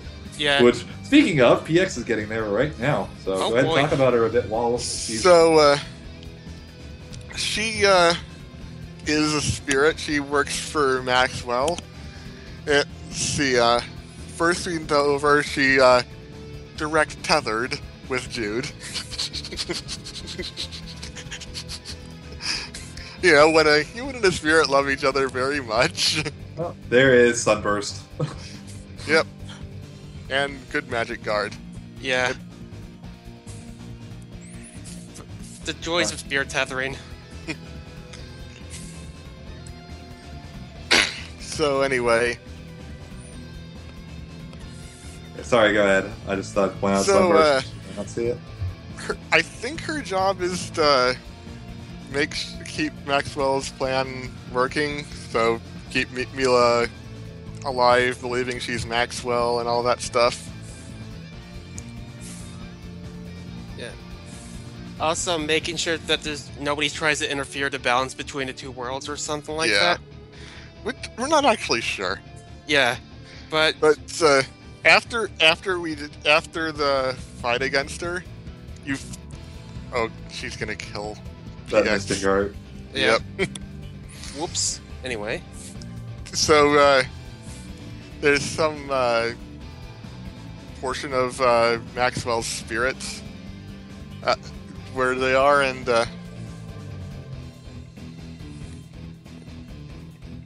that's spirit, that's remnant or whatever, tells Milla and the four great spirits about a spell that can restore her memory, and Muse feels a bit betrayed by what's essentially Maxwell telling her that. Yeah. She can be... what's the word? I don't know. I can't think of the word right now. I don't know what you're trying to say, so... But she will do anything to do her quote-unquote mission or whatever she wants to do. Yeah. So, as a side note, while we were talking about that, Ozzy just beat Volt, no issues. Alright. Oh, I Good. didn't even notice. I was watching PX fight Muse. Yeah, Muse is the more interesting of the two bosses. Yeah. So yeah, Muse basically gets Muse and Gaius somehow team up.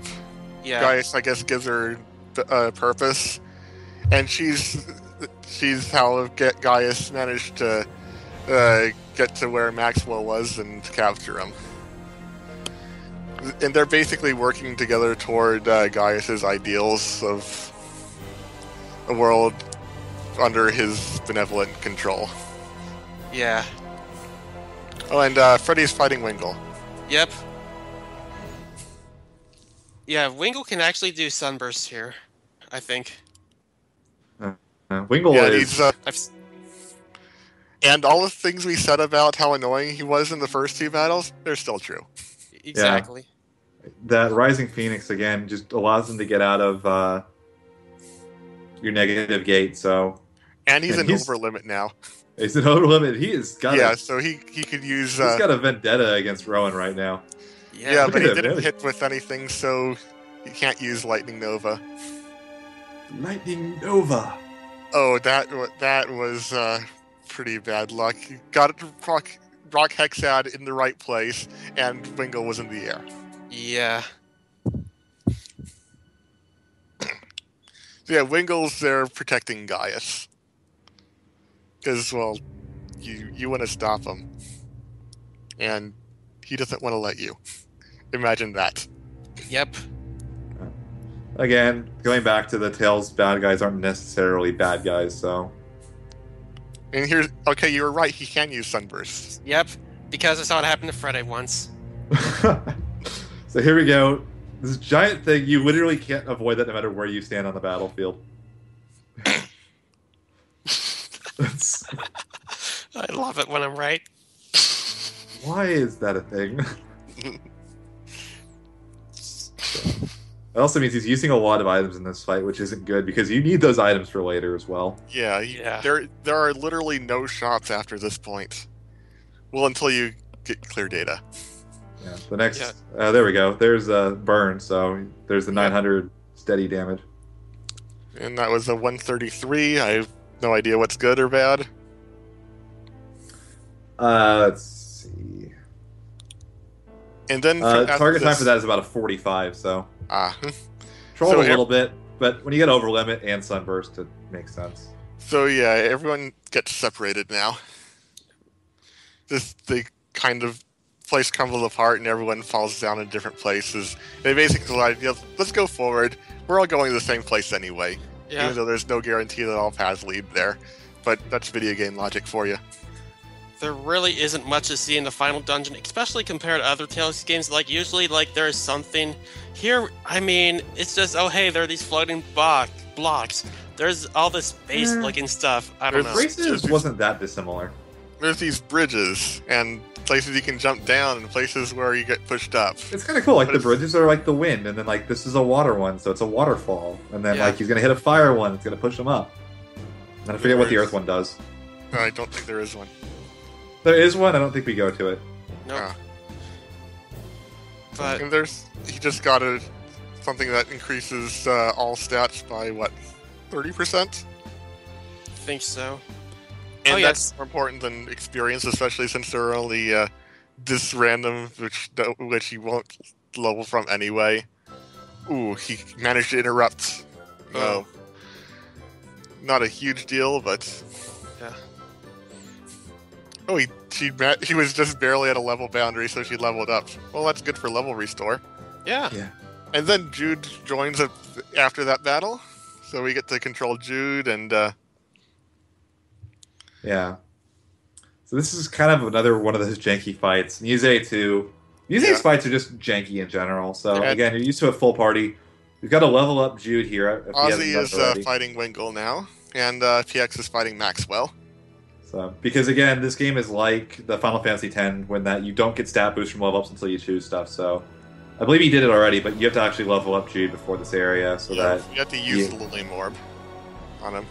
Yeah, which is it's pretty funny because you neglect him, so it's just like from nothing to like, okay, now you're like way up here. Alright, so here's Muse. Right.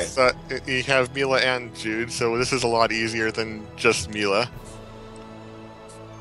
Yeah, so the strategy for this fight is you'll see you try to get your linked art with that Phantasm Strike, and you're going to just spam Demon Fist when you're not to build your over limit, while Milla spams Undini. I think Twin Lance just missed. Oof. No, that hit. And Wingle's using Lightning Nova. Lightning Nova! Well, Down to just one, although... Resurrection, so that's going to bring, again, with that HP TP surge, any recovery, whether it's by a life bottle or resurrection, is going to put them at full health and full TP. So there actually is, like, in theory, there are times you might want Milla to just die off so you can resurrect her, which would actually restore all of her TP. Alright, well, that was a fairly clean Muse. Yeah. Yeah, that was a pretty good fight. How were Maxwell and Wingle? I was paying more attention to Muse. Yeah. I didn't see any noticeable problems other than Lightning Nova. No, not really. It was pretty standard. Yeah. Alright, so then there's only one. Freddy only has one fight left. Yep. Against Gaius and Muse. So it's a bit of an interesting setup. You start with just Jude and Milla. Right. And then they realized they forgot to give every other character in the game Mystic Arts. So this is when they get to show off their Mystic Arts. Yep. Well, they do get them through the Lilium Orb, because you never actually get them to that far, especially Alvin. Right. Oh yeah, and something interesting about the final boss fight, especially about like a few minutes in or so, or whatever. So, like, we only start off with Jude and Milla, and as the fight goes on, we have more characters that join us until everyone is kind of back. And we used to think that it was done in a totally random order. I never thought that. Yeah.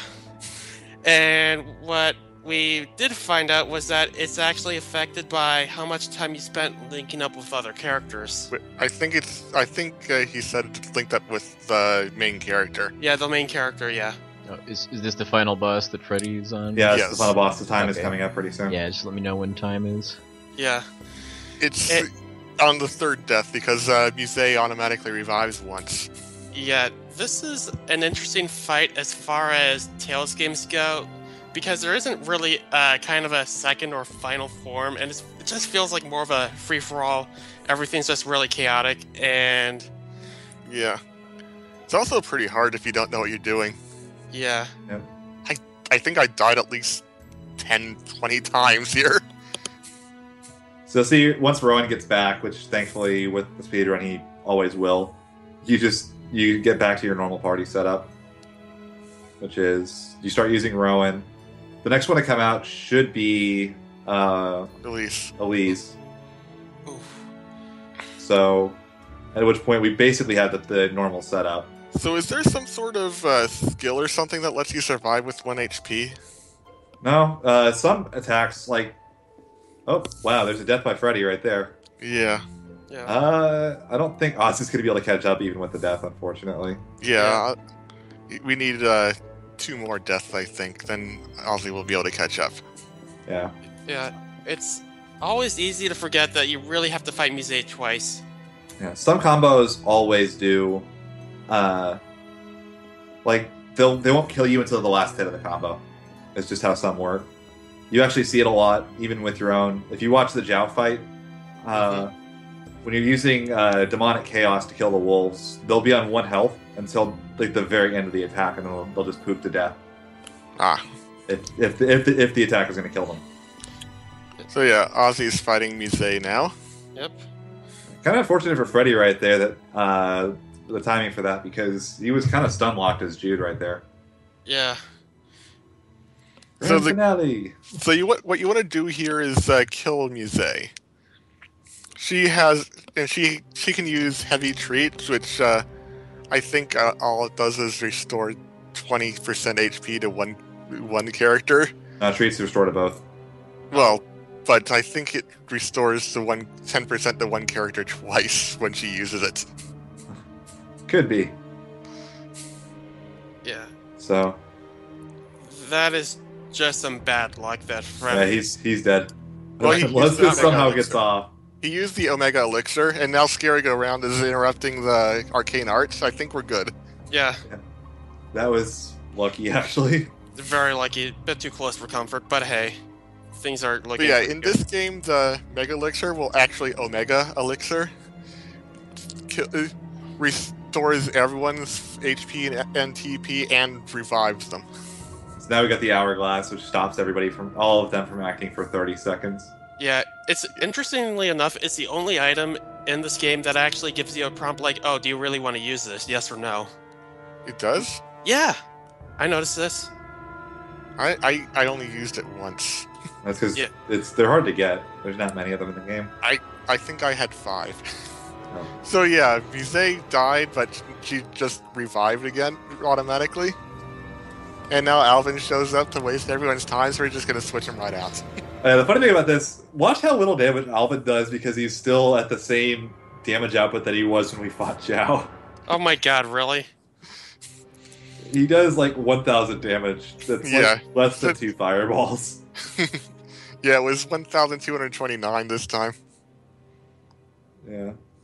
Like, Muse is guarding right now, and fireballs are still doing almost 200 damage to her. Yeah. It's rather hilarious how underleveled he is. Well, here's the Event Horizon. Well, if Freddy gets a death here, Ozzy's actually caught up. Yep. Yeah. It could happen. It's not gonna happen. At least from that. That never kills me for some reason. And now Leia shows up. Oh my god. The timing on that. So wait, did she just replace a dead character? I didn't think you could do that in this game. Eh, whatever. I think they'll do that only for this fight. This fight's special. Yes. Oh, Mise's dead for good now. Yep, only a matter of time now. 1 HP on Rowan, though. He'll do fine. Not that it matters that much. If he has to, he swaps. That's all the HP you need. Yeah. I was gonna say leave Leia out there and then hope one of them dies, just use Resurrection, but looks like he's got it with the negative gate going. Yep. And there goes Jude. Alright. Well. See, Ozzy got Rowan back. And Freddy got Rowan dead. Oh, we may have it here. Oh. Wait for it.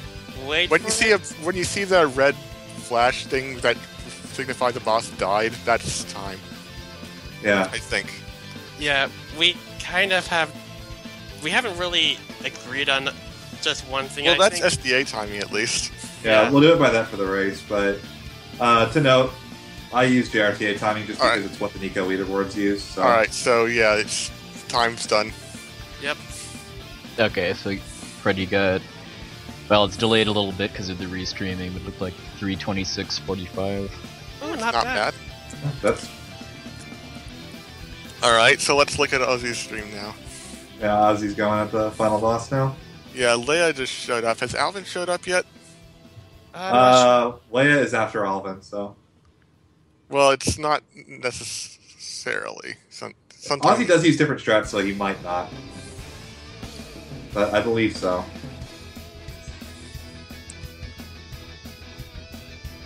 Alright.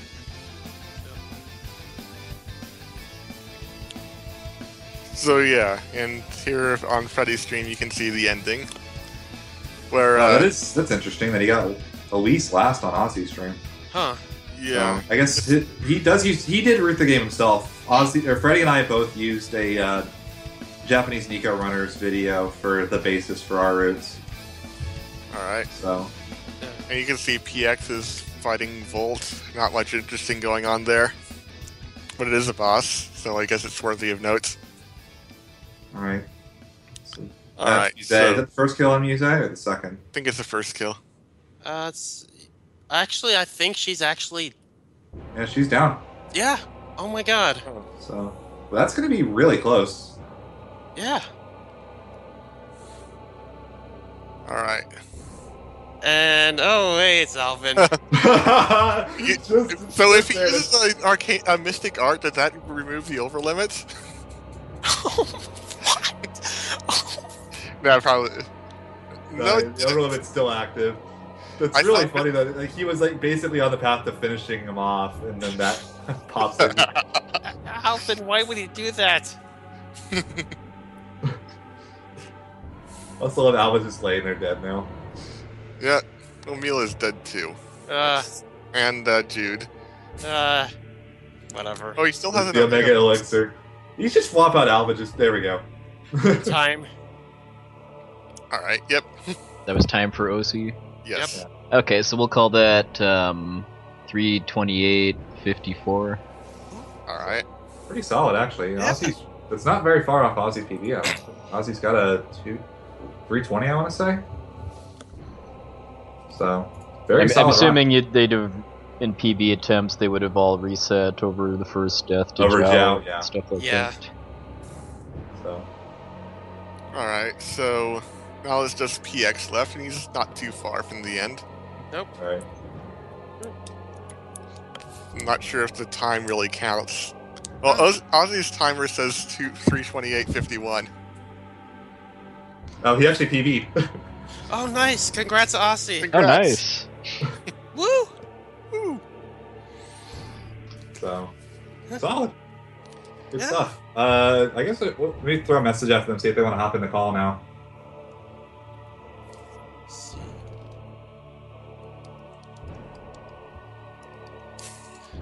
Alright. Actually, Ghoul, I think I got something. I'm gonna paste it in the chat. In the Skype chat, I mean. See here?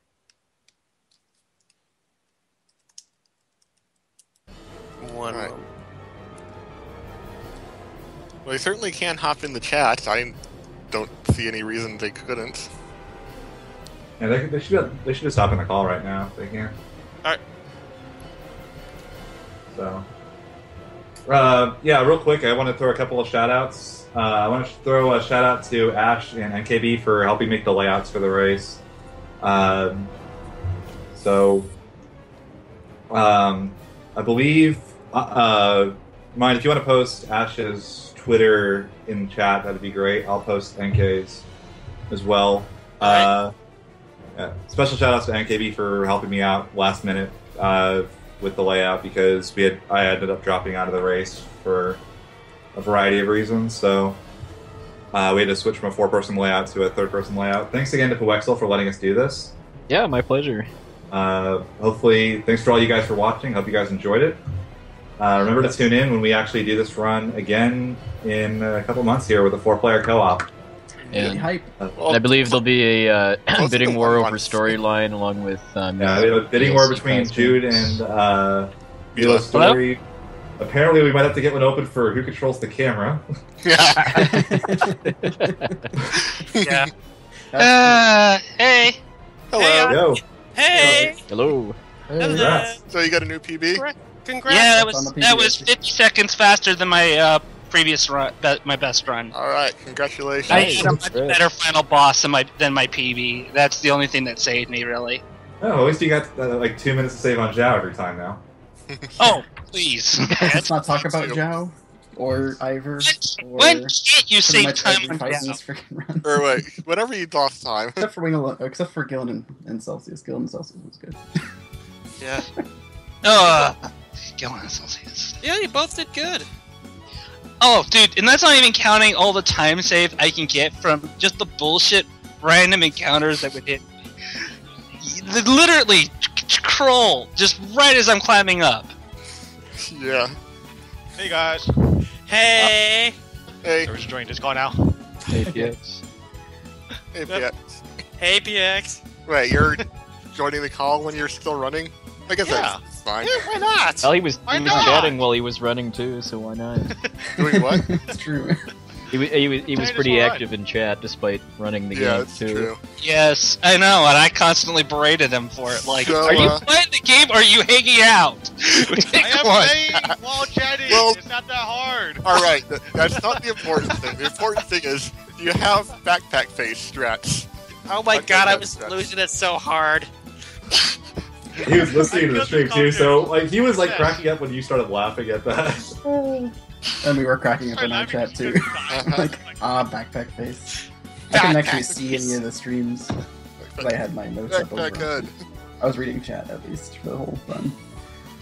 All right, I so think when that happened, I was in the middle of a boss fight, so I probably didn't keep up with chat that well. Yeah. Yeah, if you guys have any shout outs you guys want to make, hitting Ivar's attacks despite not being able to see them. Actually, I do have kind of a shout out I want to make. Shout out to Corlaxis. He actually helped us realize that, oh hey, that guard canceling is really useful. So shout out, and also for pointing us towards some other Xillia runners or Xillia runs. A few community members that have been stopping by my stream have been actually pretty helpful with finding people. Daybomb, I think it's Daybomb Blue, I think his name is. Yeah, Daybomb. Too. He's been super helpful. Yeah, he is. And everyone else who just is regular on our channels and hangs out. And I'm pretty hyped for the marathon. Yeah. I'm not hyped for the midnight shift though. My sleep's destroyed. I won't mention when I went to sleep last night. I did midnight runs at Crystals for Life. You can do one. Oh, one more. Thanks again to Nitrodon for hopping in on this with us, even though he doesn't run the game. Yeah, definitely. It was really helpful to just have someone else to kind of refer to on occasion. So, all right. Yeah.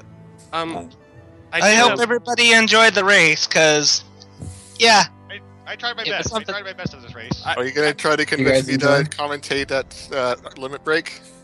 I think with 4 people, we're already going to be. There's going to be enough yelling at each other for the co-op run. Well, we need someone to talk. We need someone to talk while we're doing the fights, though. So come on, because we're not going to be able to talk during the fights. Or we might need him to control the camera though. Just definitely. So we have a neutral party involved. Let's play the fights beforehand, and then we'll yell at each other during them. Yeah, we should be yelling at each other the entire time. Yeah, exactly. I wouldn't have it any other way. And do that. All right, Yeah. Quick, storm vortex now. I actually have something I want to say. Just give me a moment. So, it's just really amazing how we've just all come together in these last few months. We go from really not knowing Xillia to getting like really good runs in. I really hope that all 4 of you just get a good run, because I'm really sad I won't be able to make it to RPG Limit Break because life. But I'm behind all of you. I'm sure you'll do fine, and you'll have a really entertaining run, and I'll be supporting all of you. We appreciate it, man. Another huge Sucks thanks that for you can't hopping be on. there. We'll definitely miss you. Yeah, I miss you all. I'm gonna miss you all too. You'll be watching from online, won't you? Hey, I'll be there in spirit. Of Yeah. course. I'll be the Teeple plushie, okay? No. Perfect. Forbid. There must be another way. Okay. Plus, he is happening. So, Yeah, that's I'll just Dodge this guy. excited for that. Hey, I'll still be there in spirit, because get it, spirits, Xillia. Oh. Well, just Tails in general, probably. I like I the don't know, but I like the backpack- smooth jazz basically, ship backpack puns consumed my entire better. party. Smooth, Super yeah. But yeah, Did you guys actually use the smooth jazz ship pun? That's great. Multiple times. Mine I did, love basically. the jazz ship. yes, I did. I was waiting to do that the entire time, and I feel happy. That's- God damn it. I'm gonna definitely watch the VOD at some point. Oh, dude, totally. I'm interested to see what you get, how the commentary went, because I couldn't have the commentary and the Skype call and the stream going at the same time. Just no way. I actually consider Unless you this bash me for the awful single review. wingle fight one of the worst fights in the game. yeah, it's pretty bad. It's worse than Muse. My god. Oh shit. No, it's The ring- not. Use No, It is not. worse than Nothing's worse than Muse. Muse. No, it's not. This guy throws harder than Muse. Come on, do you see my Muse? I had Sunburst immediately. She used the Mystic Art on me, and I first still one-shot her. Yeah. Instant Sunburst Must be nice. and a Mystic Art that managed to hit me, and I still one-shot her. No problem. Am I the only one that didn't one-shot Muse that run?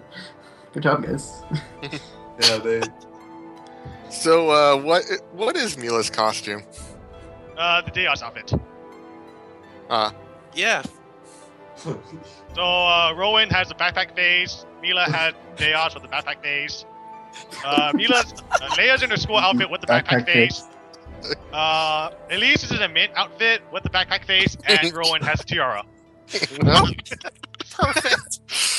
Hey, we at least got the goofy glasses on. Hey, PX. Hey, if the school outfits and idol outfits win, then it will really be a school idol festival run. No. No. I gave up on that game. Don't. No. All the money I've wasted on that shit. That was an epic kill to Oh, yeah. wheel there. Right, my Like, as he's flying in your face, fireball. Explosion. Jeez. I'm sorry, I had to do it. I just had to. You want I can start singing Love Life songs? Hey, I have it on my phone. I have Yeah, it. at least now if we get requests for Backpack Face during the actual marathon, I know who to blame. Backpack face. Backpack face. That's gonna be a donation that's read, isn't it? Where is Backpack Face? Yes. It'll probably have to be like dude, we'd have, considering how annoying it is to set up Backpack Face. Say, if someone actually does do that, I would seriously consider it. Yeah. Especially since PX already knows how to do it, so you just hand this controller to PX. Here you go. Yes. Apparently, they want donation incentive for PX to do camera I controls. think I forgot to pick up something. Hey, why not? Yeah, I saw a lot of requests for that in chat. Oh, What? Oh, for me to control the camera? Yeah, Yeah, I was thinking of letting him control Milla while, or depending, I don't know who's going to actually Ah, the control Free it. Consummate does suck. What the hell? I mean, I guess it increases everything instead of just attack, but... But yeah, having him control during the Spirit World phase run, Yeah. 'cause that's so boring Yeah. anyway. If Milla's story I mean, I can wins. solo the music fight as well? Sure, go for it. I think the assumption Oh, nice. is that One Milla's shot, no. story wins, but True, that's assuming Milla's story wins. I assume people are gonna practice like Muse and Agria Yeah, Press. we'll be ready for Ivar, both, or don't whatever yeah. those I'm battles were. Yeah, I'm sure Yeah, all yeah. of you will. You'll all do fine, you know. Although, I am believe in really you. sad that I have to play as Alvin and Milla, the two characters that literally do nothing in battle. It's like, that's why I want to play as Alvin, because I'm that one guy that likes him the most. I'll swap with you! Oh, wait, you're not going. Okay, we're gonna lose 15 minutes because somebody wants to play as Elvin. Perfect. No problem. I hope you We don't need- enjoy it. That'd be cool. Swap. Shit. Oops. Ah, Damn it, where's the trash mouth donation? Okay, so, I forgot to do a few things, so, Muse, just kill me quickly. Free to do your menuing. Forgot to do. No, you did. I know I have so much HP, holy crap. You Oh did my. Xillia more on Jude. Turn off auto items. you'll do fine. Oh shoot, I want to save those splits. That sunburst Forget. did no damage. What? Congratulations! You're good at this game. Yeah. Yeah, good. Save it as Wait, convincingly as possible. Wait, how did? You just use healer. Thank you. But he- how did, He how has did, Link Seal.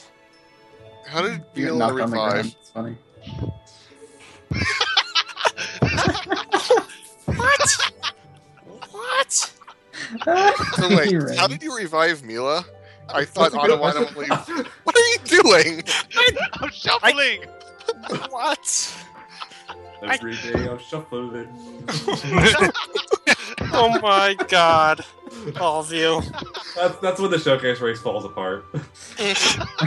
What the? Well, so you can just cut stream now. It's okay. Yeah. I got shit if you don't want this on the channel. Just Yeah, walking it's probably across the level. time. Well, time to start thinking about a raid target. Yeah. Yeah. Yeah. That's, Oh, what? But what would be our raid message? Backpack face.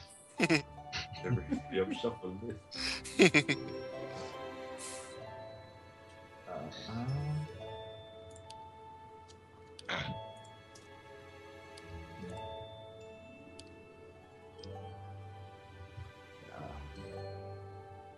Looking at mine, I wouldn't have a target, so.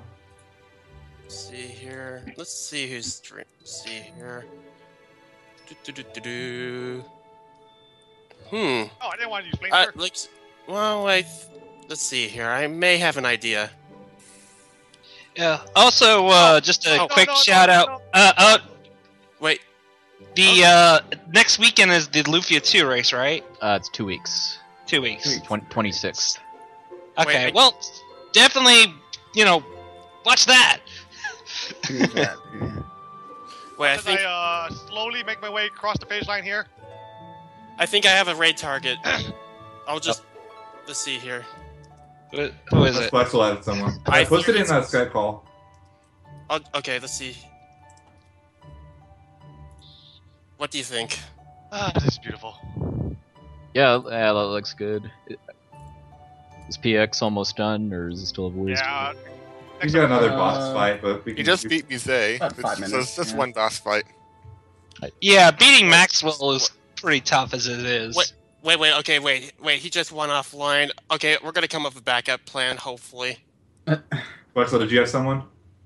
Nothing really. I mean, I usually prefer to raid people that have fewer viewers than I do.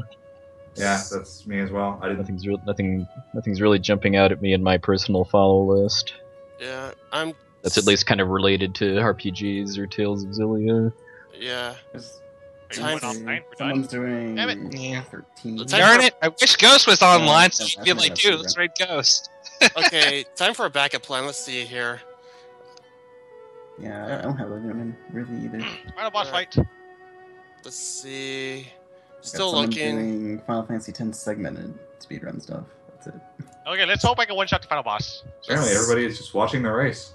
Okay, well. I approve. Someone Well, yeah, 'cause is. we hosted Definitely. everything.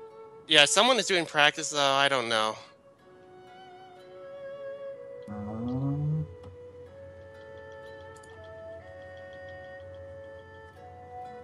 Yes. Yeah. Just looking here. I'm not really seeing anything that. Actually, pretty decent final boss. Yeah. Oh, did I get them both? No. Oh, I got them both twist lines. Okay. Oh. Wait, what? Oh, nice time to show up, Rowan. Why nothing happened? Oh. Oh, this is great.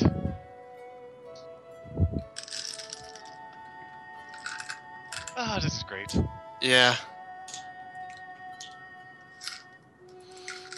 Alright, I'm gonna cut my stream off, just because it's hogging resources. Okay, hold on. You're just gonna have the awesome OP Alright. happening over and over again. Everything's going wrong. Everything's going wrong. Omega Elixir, Omega Elixir! Omega Elixir. Omega Right, Elixir fixes okay. everything. Well, It's Starfield.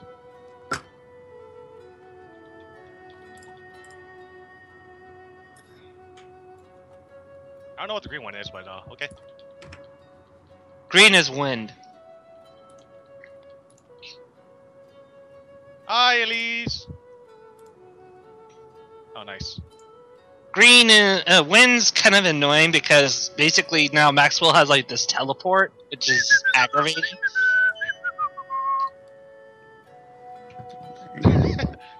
It just makes it more moving target. Oh, I forgot to give it the nurse hat.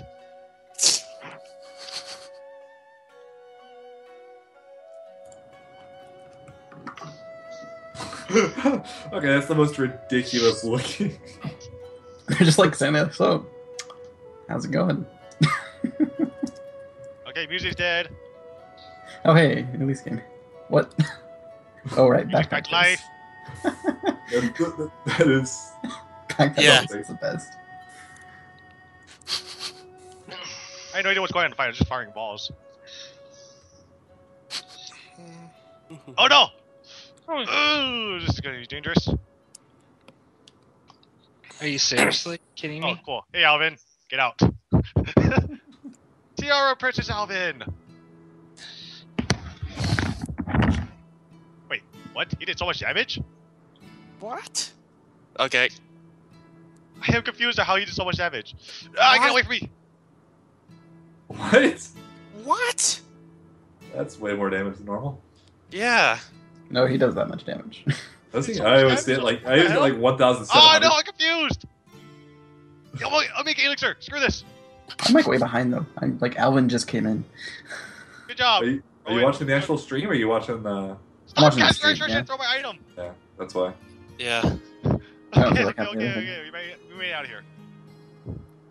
Yes, kill Muse, please.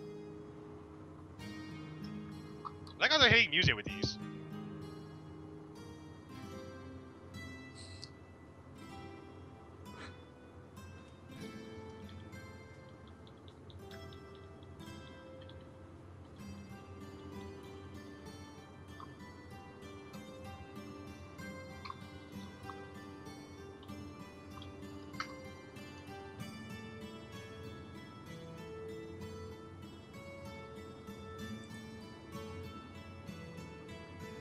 was actually a pretty bad fight. I'm good at this last fight. I had no idea what happened. So.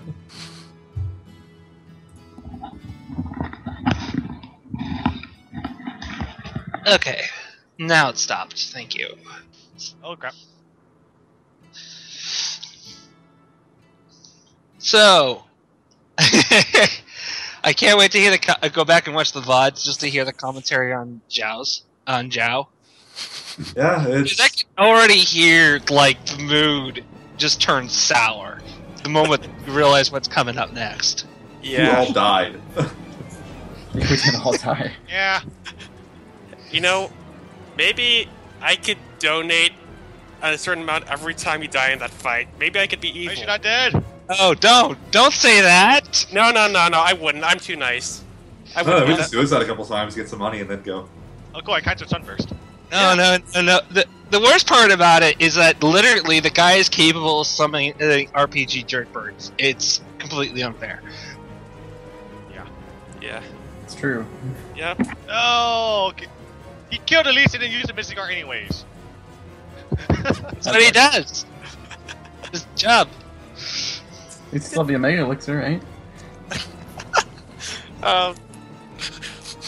You mean the second one I used?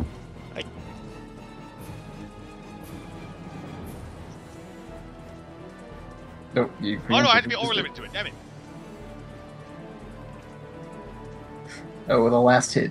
I think if the last hit kills her, then it still goes off. Yeah. Okay, done. Sub 4. Sort of. Sort of. Asterisk. Was that Ish. time? Asterisk. Finishing party. Time? Okay, we'll call Nothing that. odd with this scene at all. We'll call that 351 even. Nice. Sub 4. Sub I 4 was thinking for PS3 crash percent or whatever you want to call PS3 it. crash, jump to where else the race is.